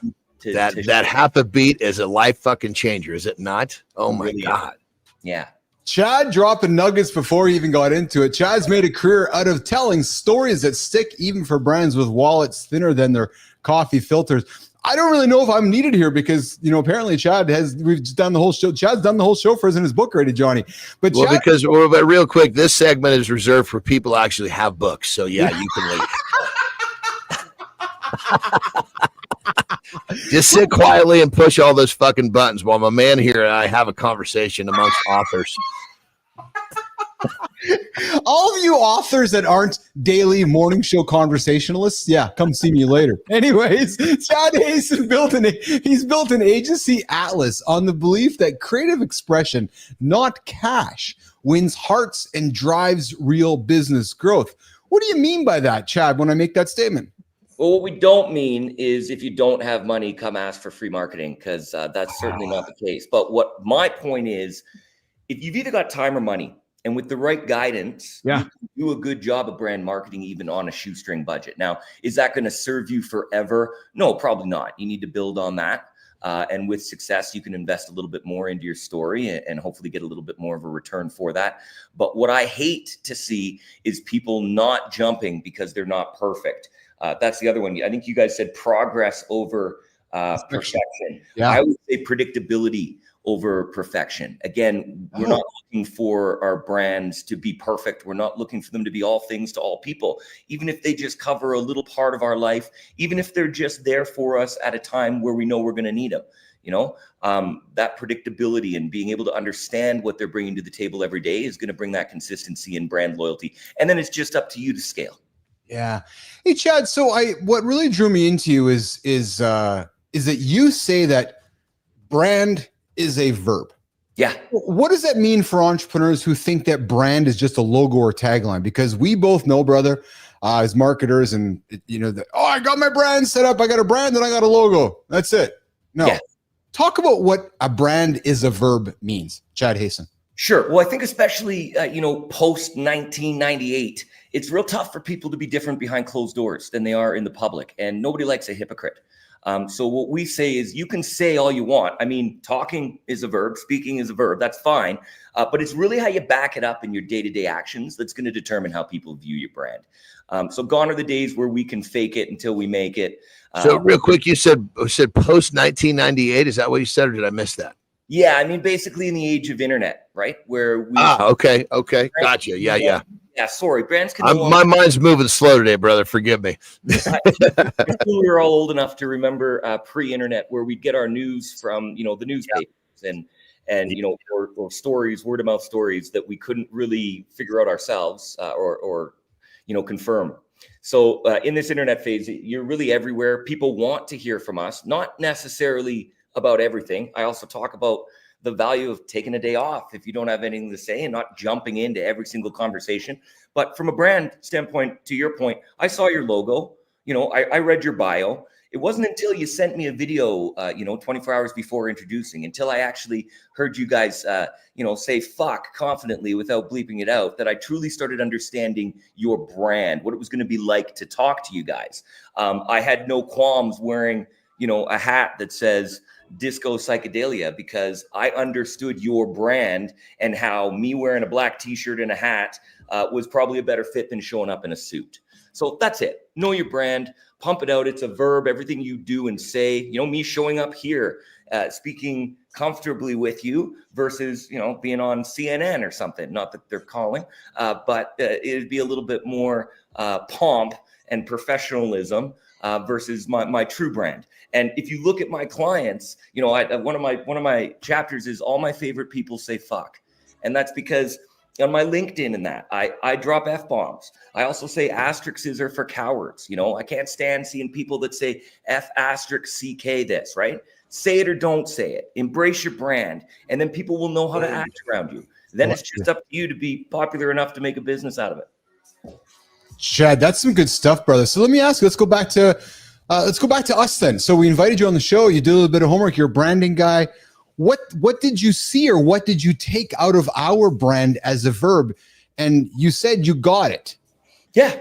I mean, there's always more to get, right? But first impressions are fast impressions.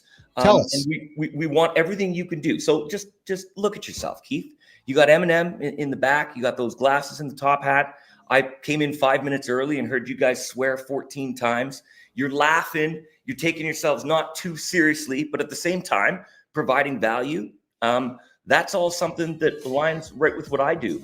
I came and started an agency really to be the anti-agency. I was a brand strategist for some absolute douchebags for a few years. And I thought I could do a better job, and came out here and put my money where my mouth was and proved it. But every day I go out there and stand next to alternatives to me. And the best thing I can do is let someone know whether they'll love me or hate me in the first couple minutes. And that's brand. And I would say the same for you guys. If you invited my Pentecostal Christian mother onto your show, she would have watched you for 30 seconds and run screaming for the hills. Yes. Well, I say this to you as a branding expert because I think Taylor Swift is a master class in branding. She's a business case owner, right? Because she created a brand which is, this is what I am, point blank in a box. You don't like me? That's fine. Go somewhere else. And I bring that up as an example. And her, maybe Drake in a similar way, but Swift for 10 years really built her brand business case. And it is what it is. There's no grayness. There's no pink. It's red. It's black and white and it's red, right? And I think she's done a wonderful job of that. And I think she speaks I think what she represents is what you talk about is the brand being a verb, right? Because Swiftie is very much a verb, isn't it? And something else you said, Chad, which really stands out to me, is that you related to 1998. One of the things that I nothing but respect for John Anderson, Chad, and you would not know this, but Johnny successfully built a career in the wrestling arena, in the strongman arena, and in the bodybuilding arena, in many ways pre-1998, pre-internet. So think about the world of the personal brand when you don't have the internet, and this dude successfully did that. So when you say that, my ears go up with pride because this guy figured it out. And there's a lot of that takes a lot of skill to figure that out, Chad Hason, when it just wasn't the digital stuff. Well, even I don't know if we ever even discussed this, but what made that even more challenging was when pre-social media, right? Yes. You basically lived in this world where athletes were just the only way to promote yourself was to basically the way you looked and the way you performed. Period. Yes. End story. Yeah. I mean, the way you talked a little bit, but you didn't get a whole lot of airtime talking. So, of course, that played it. But bottom line is, then all of a sudden, social media hits, and we've got this platform to promote ourselves.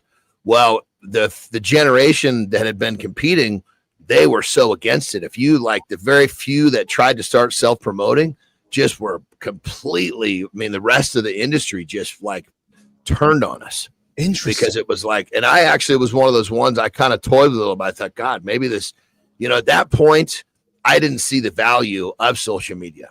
So I kind of veered away from it a little bit. But then once it hit to the point where you just realized you couldn't go another way, you had to completely jumped the bandwagon on realizing, okay, now I've got, how I perform, how I look, which are really the two lowest on the totem pole. It's what I say, on social media that probably has the biggest gravitational pull. So it was like this massive shift from a mental standpoint as an athlete. It was kind of hard to get past. Yeah. But what's beautiful about that, John, is you already had your brand, and you guys are talking a lot about AI, and you're already applying your brand to the next cool thing. You'll decide where it fits, you'll decide where it lands, but brand supersedes all. We can apply it anywhere we want, platforms, mediums, time of day, but brand remains consistent. So when we see things like AI coming to the table, I'm not really worried. As a storyteller, you're always going to need ideas, and this is just the next application for those brand ideas. Would you 100%? 100%. Chad, would you say as we're moving from a world of social media, which really isn't social anymore, it's media? Would you say that as we move into a world of AI and embracing these AI tools, that brand equity is more important than it's ever been? Because what's fake, what's real, what's not real, what's AI generated, what's gray, what's not black and white, that brand equity of John Anderson, of Keith Billis, of Mornings in the Lab with Keith and Friends, perhaps might be more important than it's ever been. What would you say to that as a brand marketer, Chad Hason? I would just back you up as saying it beautifully. I think that a lot of marketers were scared about AI and any kind of new technology that comes. Oh, it's going to take away our jobs. And that's true. If you're not very creative, I think in the creative industry, we're going to take away sort of the pencil pushers. Having said that, brand becomes the most important thing. If AI is the equalizer across the board, so everybody has the same things, then the only true differentiator is brand. And to take that even further, we're going to come full circle. We're going to crave humanity again. I don't know if you've all had, there's a great comedian, his name escapes me, but he talks about the circle we came where we went from screaming agent, back to being frustrated with agents and screaming back to computer. But that's going to come back and we're going to crave that humanity. So when everything is perfect and polished, we start picking up, perfect example. You get on hold and somebody says, "Hi, how can I help you?" And it's a robot, and they start doing things like going, doesn't seem like, that's frustrating to me. You're not a human. You're kind of faking being a human. Put AI and all the technology over here, have all those tools. But when there's a time to reach out and embrace a human, we crave that human contact. And I don't think that's ever going to go away. And when it comes to creativity and ideas and selling people on creativity, I think humans are always going to be around. So then as a brand marketer, I want to share with you behind the kimono then what we're doing here. So we know AI is not going away. I'm glad you said it's the great equalizer. So what I have done, and I would not expect you to know my background. I bootstrapped a social media company here in Canada. I'm here in Winnipeg, you're in Calgary. Sorry to hear that. Family's in Winnipeg. I just joke with you, brother. But, I don't expect you to have paid any attention to what we're doing, but we very much leaned into AI. And I've created an AI generation of Keith, right? Where it's very much like Marshall and Slim Shady. You've got the douchebag Slim Shady, you got the good Marshall, right? So we've leaned into the characters of AI because why not? But Chad, Keith and John show up here every single day as real live human beings to build the trust, to build the connection, to build the value. And then we play and fill in all the gaps with all these fun AI tools. I've had a lot of marketers come back to me privately and say, wow, your AI game is killing it because you're not pretending, you're leaning into it. And I got an AI version of Keith who's kind of like a douchebag out there. But the reality is you can come and see and interact and engage with the community. There's the key word with Keith and John every single day here in real time. That to me I think is the future, is the big differentiator, right? We're doing live conversation mixed in with all.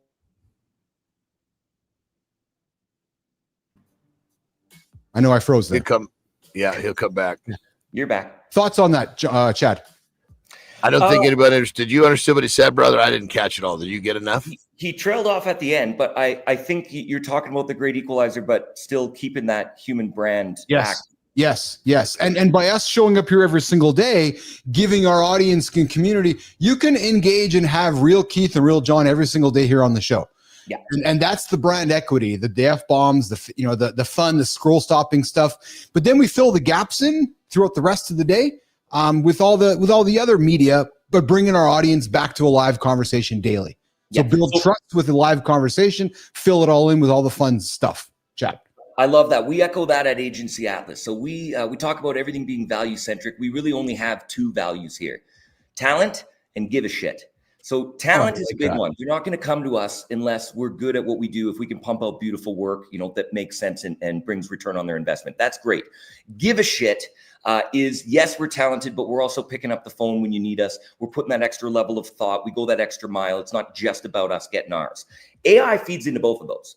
AI can help you a little bit with talent, but at the end of the day, it's about the prompts, the creativity, the able to manage that tool.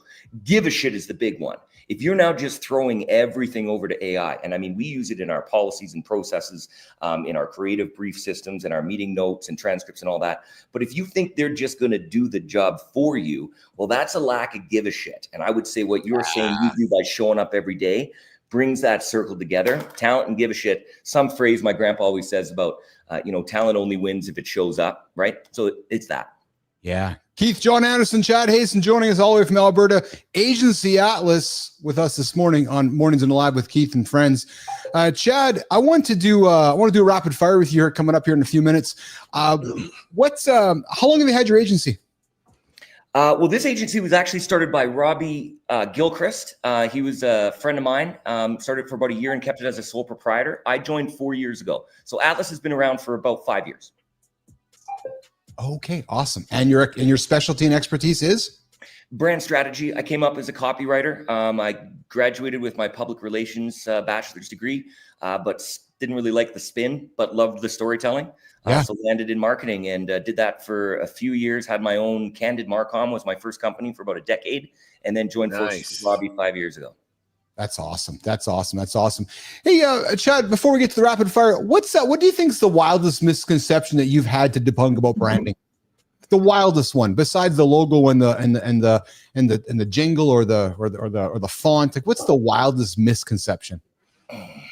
This one's going to cost me, but I would say that you should pay to find out how somebody thinks. We talk about storytelling. It's not just about telling a story.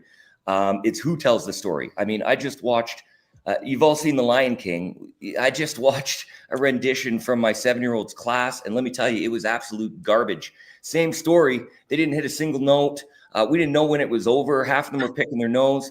So, I mean, having a story is one thing. Getting someone to tell your story properly is another.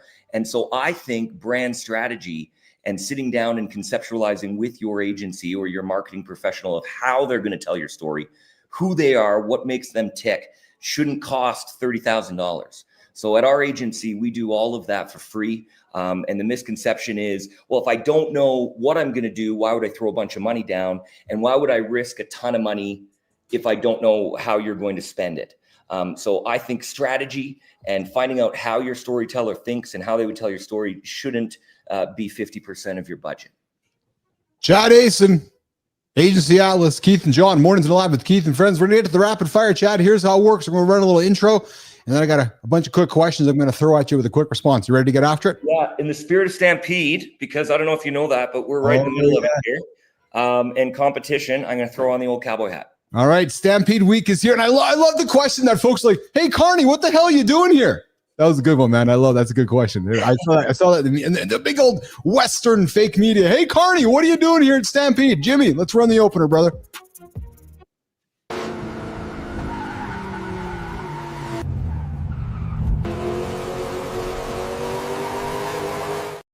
To see you there in the comments. You're hanging out with Keith and John and our guest Chad Hason on the Rapid Fire. Chad, which brand campaign made you jealous in a good way? Oh, well, there's one that came up. I really like double entendres, and there was a billboard in our state for a long time. What's holding you back? And it was a seatbelt campaign about like, why wouldn't you put on your seatbelt? And also what's going to keep you from dying out. I've always thought that was super clever. Oh, Chad, I love you, man. Favorite Calgary local business with a killer brand story? Ooh, local business with a killer brand story. I'm going to go with Canna Cabana. It's a cannabis shop. It came up. Actually, I had something to do with. I know it. I have a membership there. Oh, Exactly. And that's the ticket. At a time when everybody was kind of fighting to the bottom for prices and not really doing anything to manage their community, I feel like High Tide and Canna Cabana really did step up. I'm a big fan of everything they're doing in the cannabis space. True story. Coffee fueled brainstorm or late night idea sprint? I'm an early morning riser, but I'm not caffeine. I'll be honest with you, cannabis drives my creativity. You and me both, brother. So what'd you blow this morning? Some indica or sativa, or just did you? I kept it tight actually this morning. I had a couple sprays of CBD to help me recover from my last night, and I typically don't smoke anything till afternoon. I did notice, Johnny, you didn't have the cigar going this morning. Ooh, you should see. Shout out to Top Shelf Brands coming. That's a company that we're just about to launch. It is absolutely revolutionary, and in an actual revolutionary way. Keep your eye out for that. I know Top Shelf. Well, so my brother from another mother on the bottom left corner here likes to start the show with the good old chop of the old cigar. So he's those worlds together, brother. There you go. New slow smoke technology. I'm telling you, it is from the rolling room. It is incredible. So, Johnny, I might have to have a conversation with Lauren, though, so you can be on that side of the fence and I can be on this side of the fence. We can both be puffing our cigars here first thing in the morning at 5:15 in California and at 7:15 here in Winnipeg. And then we'll bring Hason on to join from Alberta. Most people can't conceive that I smoke a cigar at 5 a.m. Monday through Friday. Your voice suggests it, John. What's that? You got that nice cigar voice in the morning. I got this cigar voice all 24/7, brother. Yeah. Exactly. I gotta tell you, man, I like your energy, brother. I do. I really enjoy your energy. And I'm gonna be really frank with you. I don't enjoy a lot of energy from my Calgary friends, but I'm really enjoying your energy. So this is really good, actually. Hey, listen. If you had to choose never use LinkedIn again or never use humor in your work again, what would it be? Oh, wow, man. Well, humor's brand. LinkedIn is a platform. It's my favorite platform, but I got to stick with brand. Oh, you're a good man. Biggest brand fail moment in your own career. And did you laugh about it or did you lose sleep? Oh, man, I got a few. I've written a few blank checks. I stand behind my work. So if I think you have a good idea and you don't have money as an entrepreneur to launch it, if I write you a blank check and get you your brand, your website, your strategy and all that, then we can share in the success. I made a horrible mistake and I'm gonna call them right out. Savvy app. It was a grocery price watching app that we put a good 200 grand into, and that fucker didn't do what he was supposed to do to get it launched on time. That was usually my biggest failure. And you know how people reach out to you on DMs on LinkedIn and think they just look at the first thing they saw you for? Yes. Publicity. So they're always congratulating me on the amazing job I did with Savvy. Just an extra stab in the side every morning. That might be the best answer we've gotten on the show. Just throwing fucking customers under the bus. So you check out my website and check out there. If you're a client that has wronged me, and it is up there as part of your portfolio page. You know what's awesome, Chad, too? I'll tell you a little secret. So Keith and Johnny have this platform. And yes, Johnny's taught me not to be negative and not to go down that path, and I do a pretty good job of it. But people do sometimes forget that Uncle Keith has the platform. I got the microphone 5 days a week. So if you want to fuck me in the back, well, I might just have to fuck you in the front of everybody else. So be nice. What's that? Fair play. Yeah, fair play. Brother, if someone shadowed Chad Hason for a week, what would be the most surprised to learn about the way you create brand stories? Oh, well, that's a good one. I get paid to ask big questions. I don't know. How I create brand stories has so many different influences. Oh, I know. It goes like this. Yeah, they would be surprised how I can keep going. How much I've consumed. Honestly, I'm going to say this. I try to say this as much as possible because it's true. Anyone that follows me around and applauds my success would be shocked at how very little I do in order to be successful. I truly feel my skill set, certainly as a CEO, has been finding amazing people It's cheesy, but my network is my net worth. And I think even to your point, when I'm trying to figure out a strategy, we say you can't write if you can't relate. And I have a shit ton of people all around me that relate to a ton of different industries and experiences, and I can draw from that. I think just the pure scope of what I draw into something in order to come to a conclusion would probably be a little bit surprising. Chad, you're awesome, man. I'm a huge fan, brother. I really am. I'm a huge fan. How can folks connect with you, find you, Atlas Agency? How can folks engage with you? How can folks learn more from Chad Hason from the Atlas Agency, brother? I mean, for the rest of the week after midnight, you can just kind of find me in a ditch. I'd appreciate help getting home. That would be great. But no, the traditional ways. I think I'm the only Chad Hason on earth, if you spell my name right. You can find me on LinkedIn. I'm fairly active there. Agencyatlas.ca. That's our website. You can also, there's a brand new page there for my book, as well as if you wanted to hire me as a speaker for your event. I'm going to do one more plug here. Brand as a Verb is the book. It's not coming out till August 1st, but it is, all the information about it is on the website. Brand as a Verb, Chad Hason. Johnny, do you think we should invite him back when he has his book out there? Excuse me for yawning in the middle of this. Holy shit. Put you to sleep, John. Oh. Dude, I'm telling you, we had a huge at our lake house. We had 18 people at our house for 4 days. So my wife and I are tired today. So Chad, I'll answer on behalf of my brother Johnny. We'd love to have you back, man. When you got your book along, yeah. We'd love to have you back in August. And I'm serious, man. You drop nuggets. I love your energy. I really do. I enjoy your energy. I love the nuggets you're dropping, the knowledge you're dropping, and I'd love to bring you back and have more conversation with you on. Well, and even one other thing too, the way you present your information, just verbally, is very easy to follow. Exactly, Johnny. I'm with you, brother. Yeah, I'm with you there. Feeling good. Appreciate you. Thank you. Yeah, absolutely, brother. What do you got planned today, Chad? You hung out with us this morning. What do you got going on today, brother? I got to go shake hands, drink beers, kiss a few babies. It's Stampede. It's all about networking. So I'm going to meet up with a few agency friends and some future clients. They just don't know yet. Awesome. Well, listen, bud. All the love from Manitoba, all the love from California your way. Again, very grateful for your time with us this morning. And I'm looking forward to grabbing some coffee with you later and learning more about you and getting to know you further. Okay, pal? Sounds awesome, guys. Thanks for the time. Awesome, pal. All right, Chad. Chad's going to get out of here. And Jimmy, we got John a little longer today. I know that I didn't ask him when he had to leave, but he's been hanging out and just been quietly, patiently. I know he's just moving to his next hour before we get him out of here. B-Drive dropping 5 more gifts. Johnny, I got to tell you, man, Bernard, who I know you were pretty busy. I dropped that video in your feed here on the weekend. Bernard, the beekeeper, man. Check that out. When you get a second, check out my message I sent you. There's a video from Bernard fucking attacking bee nests, dude. Oh, I saw. I saw it. Shit, man, that's fascinating stuff. I kind of love that shit because it's neat to me. It's fascinating to me, right? And here's the funny thing too. I don't mind destroying wasp nests or not beehives, but wasp nests. And people are like, don't you get attacked? I'm like, no, I just got to be responsible. Go fucking poke it, shoot water at it, and have some fun with it. But Bernard gifting 5 mornings in the lab with Keith and friends memberships. Bernard, you are awesome, man. A lot of gratitude your way. I appreciate you for that. Jimmy, before we get to the community corner, let's spend a couple minutes with our brother here and ask him what he's doing today besides sleeping. Excuse me. I've got a day planned, just moving at a pace that I can keep up with today. Yeah. Oh, I'm not surprised. Yeah.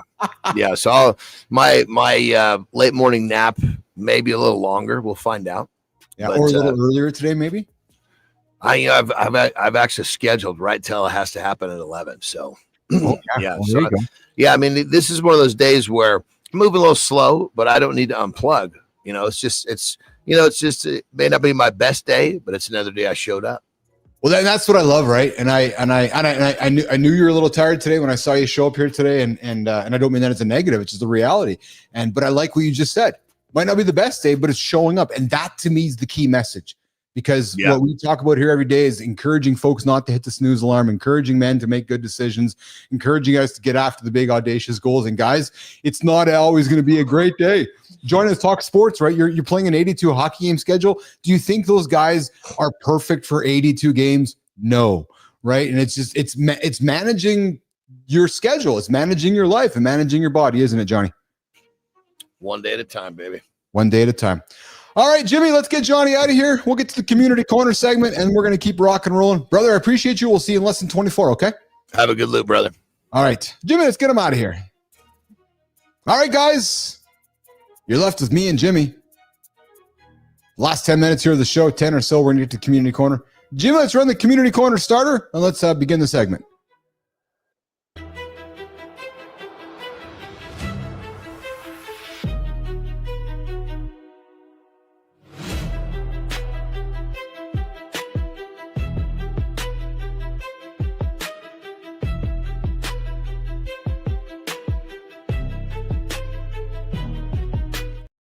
All right. It's time for the community corner, where we connect LinkedIn and Substack on Mornings in Live with Keith and Friends.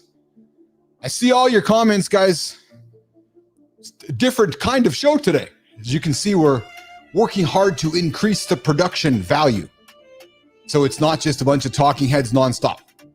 So we're weaving in entertaining clips, entertaining bits, intros, stingers, outros with the talking heads. So I appreciate your patience while we figure that out. Like I said, we haven't spent as much time in the comments as we usually do, but that's the reason. That's the reason. Well, here's my question for you guys. Have you ever felt like you're running on autopilot, repeating the same old routine, feeling ignored or fighting a battle with your own habits? Well, get ready, guys, because today, stories hit where it counts. Do they ever hit where it counts? Let's keep it going here. You ever look at your habits and wondered, why the hell can't I stop? Fuck, I have those problems. Even when I want to. Wow. Adam from Rehabitus takes us inside the mechanics of addiction. And fellas, this one pulls no punches. No, baby. Adam gets real. Turns out there's a war going on inside our own mind. One part screaming for relief, the other's chasing comfort, and logic isn't calling the shots. Adam breaks it down with a model from Smart Recovery, the cost-benefit analysis of addiction. It's all about mapping out why you keep doing what you do, even when you know it's wrecking you. The best part, once you drag your hidden motives out into the light, you can do something about them. And Adam says, self-examination isn't easy, but it's the price of real freedom. So guys, if you're serious about personal development, or you just want to break free from what's holding you back, I invite you to check out Adam's work, because it's worth paying attention to all of it. You in philosophy, that drops a bomb with the ugly truth about why people ignore you, even when you're kind, smart, and good. Guys, you think being smart, you think being nice is the ticket to being noticed? Turns out, it's not that simple. In today's world, just doing what you're told, being agreeable, keeping your head down, gets you filtered out by the tribal mind. Well, the article calls out, if you're too predictable, you disappear. People want to see authenticity, edge, maybe even a little, Jimmy, maybe a little fucking fire. So if you've been, right, like Chad Hason says, you don't want to do the F***K, because then you're not being real. You're being fake. You're hiding behind, and I actually agree with Chad there. If you're not going to say it, then don't say it. Don't pretend to say it. You heard me. Say it or don't say it. Don't pretend to say it. But people want to see authenticity, as we're learning from the human philosophy.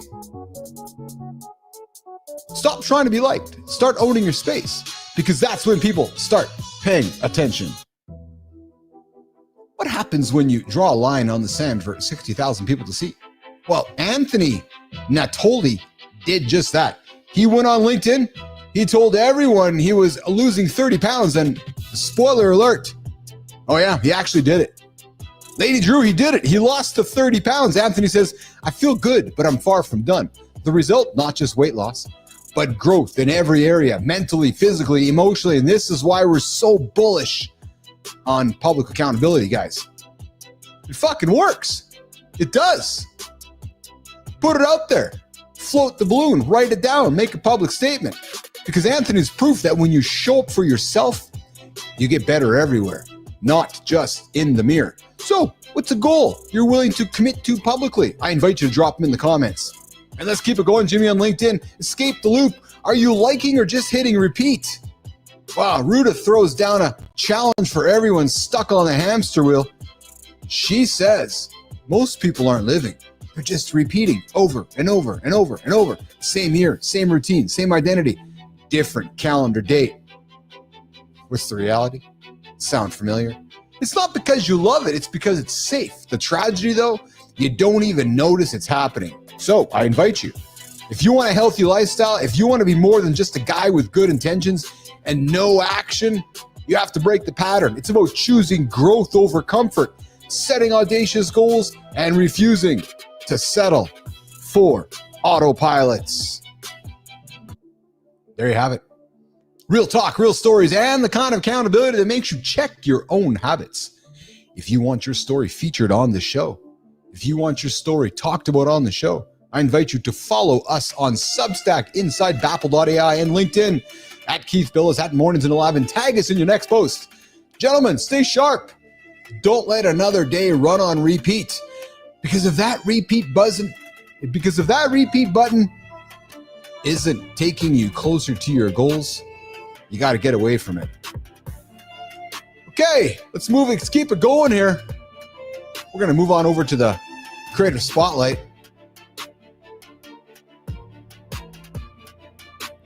Jimmy, I'm ready to rock and roll. Let's do it. You do it. You do it. You don't hear this often. Make friends and have fun is a serious business role, but someone out there bet everything on that idea. He quit a stable job after being denied a raise, launched his first business from his mom's kitchen, and he never looked back. He went on to open 100+ healthy food locations, making quality choices accessible. When construction roadblocks showed up, he built a new company just to fix it. And then he started helping others do the same. This guy's a mentor, a leader, and he gives back to his community every step of the way. Awards, podcasts, new ventures. His track record speaks for itself. Meet Jeff Fenster, the entrepreneur, proving that real success is about people, not just numbers. He's a serial founder, podcast host, girl dad, and the kind of accountability partner every leader wishes they had. If you want to build real results, start with real relationships. I invite you to follow Jeff to learn. Jimmy, let's run the clip.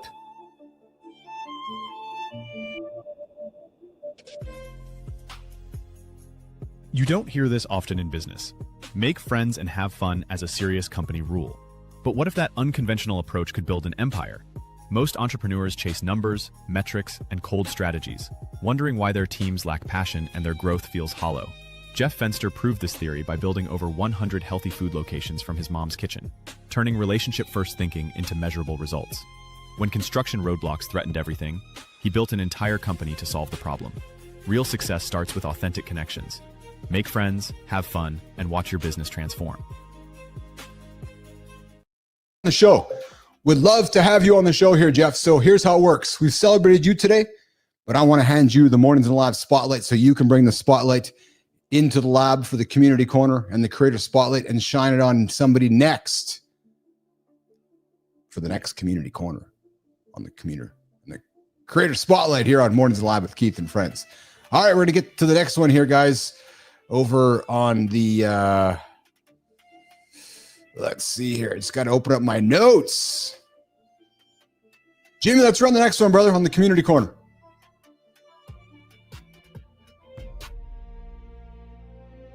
What happens when a Harvard-trained doctor loses 20% of his body weight and every medical expert runs out of answers? Most of us trust the system completely. We follow doctors' orders, take prescribed medications, and hope for the best. But what do you do when that system fails you? Nick Norwitz discovered that breakthrough health solutions don't come from waiting for someone else's research. This Oxford PhD turned his own body into a laboratory, revolutionizing metabolic health science. The lesson? Sometimes you have to become your own advocate. Stop waiting for permission to take control of your health. Start experimenting today. Trailblazer, he just wanted to survive. At 18, his own body nearly broke him. First with bone disease, then with brutal gut problems that left him gaunt and hopeless. Standard medicine couldn't help. So what did he do? He didn't quit. Nick refused to quit. He turned himself into an experiment, found answers where others gave up, and clawed his way back to health with relentless curiosity and grit. That's why Nick is the people trust. He's been the scared patient, not just the doctor. Now, with every video and research paper, he gives hope to others who feel stuck and invisible. So Nick, the guy who people trust, is invited to Mornings in the Lab with Keith and Friends. Nick, we'd love to have you here on the show, brother. We're celebrating you today, and now I want to give you the light. I want to give you the light, Nick, so you can take it and shine light on somebody in your world, so we can bring them into the show and give them the creator spotlight, just like we're giving you the creator spotlight on this morning's Community Corner on Mornings in the Lab with Keith and Friends. All right. 2 hours down. Looks like the show is almost over, Jimmy. Guys, even though the show's over, you guys can still join the conversation. Jimmy, is Yeti around with our phone number? 431-300-3005. If Yeti's around, let's get Yeti up there with that phone number, 431-300-3005. The only morning show to help you guys get your ass. Join the show LIV right now. The number is 431-300-3005. Call, text, or leave a voicemail. Join the Mornings in the Lab community by hitting subscribe. If you pay, Keith promises to get me better clothes. Yeah, apparently so. Apparently I'm going to get the guy some new clothes.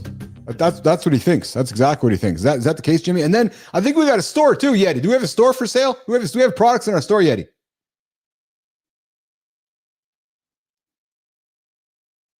It's at the Morning Store. Keith, I might as well do everything for you. All right, guys. That brings our 2-hour morning extravaganza to a close. Bernard, B-Drive, I appreciate you, man. Great show, brother. So, guys, I hope you enjoyed today's experiment. What's the experiment? Making a TV show right in front of you guys in real time.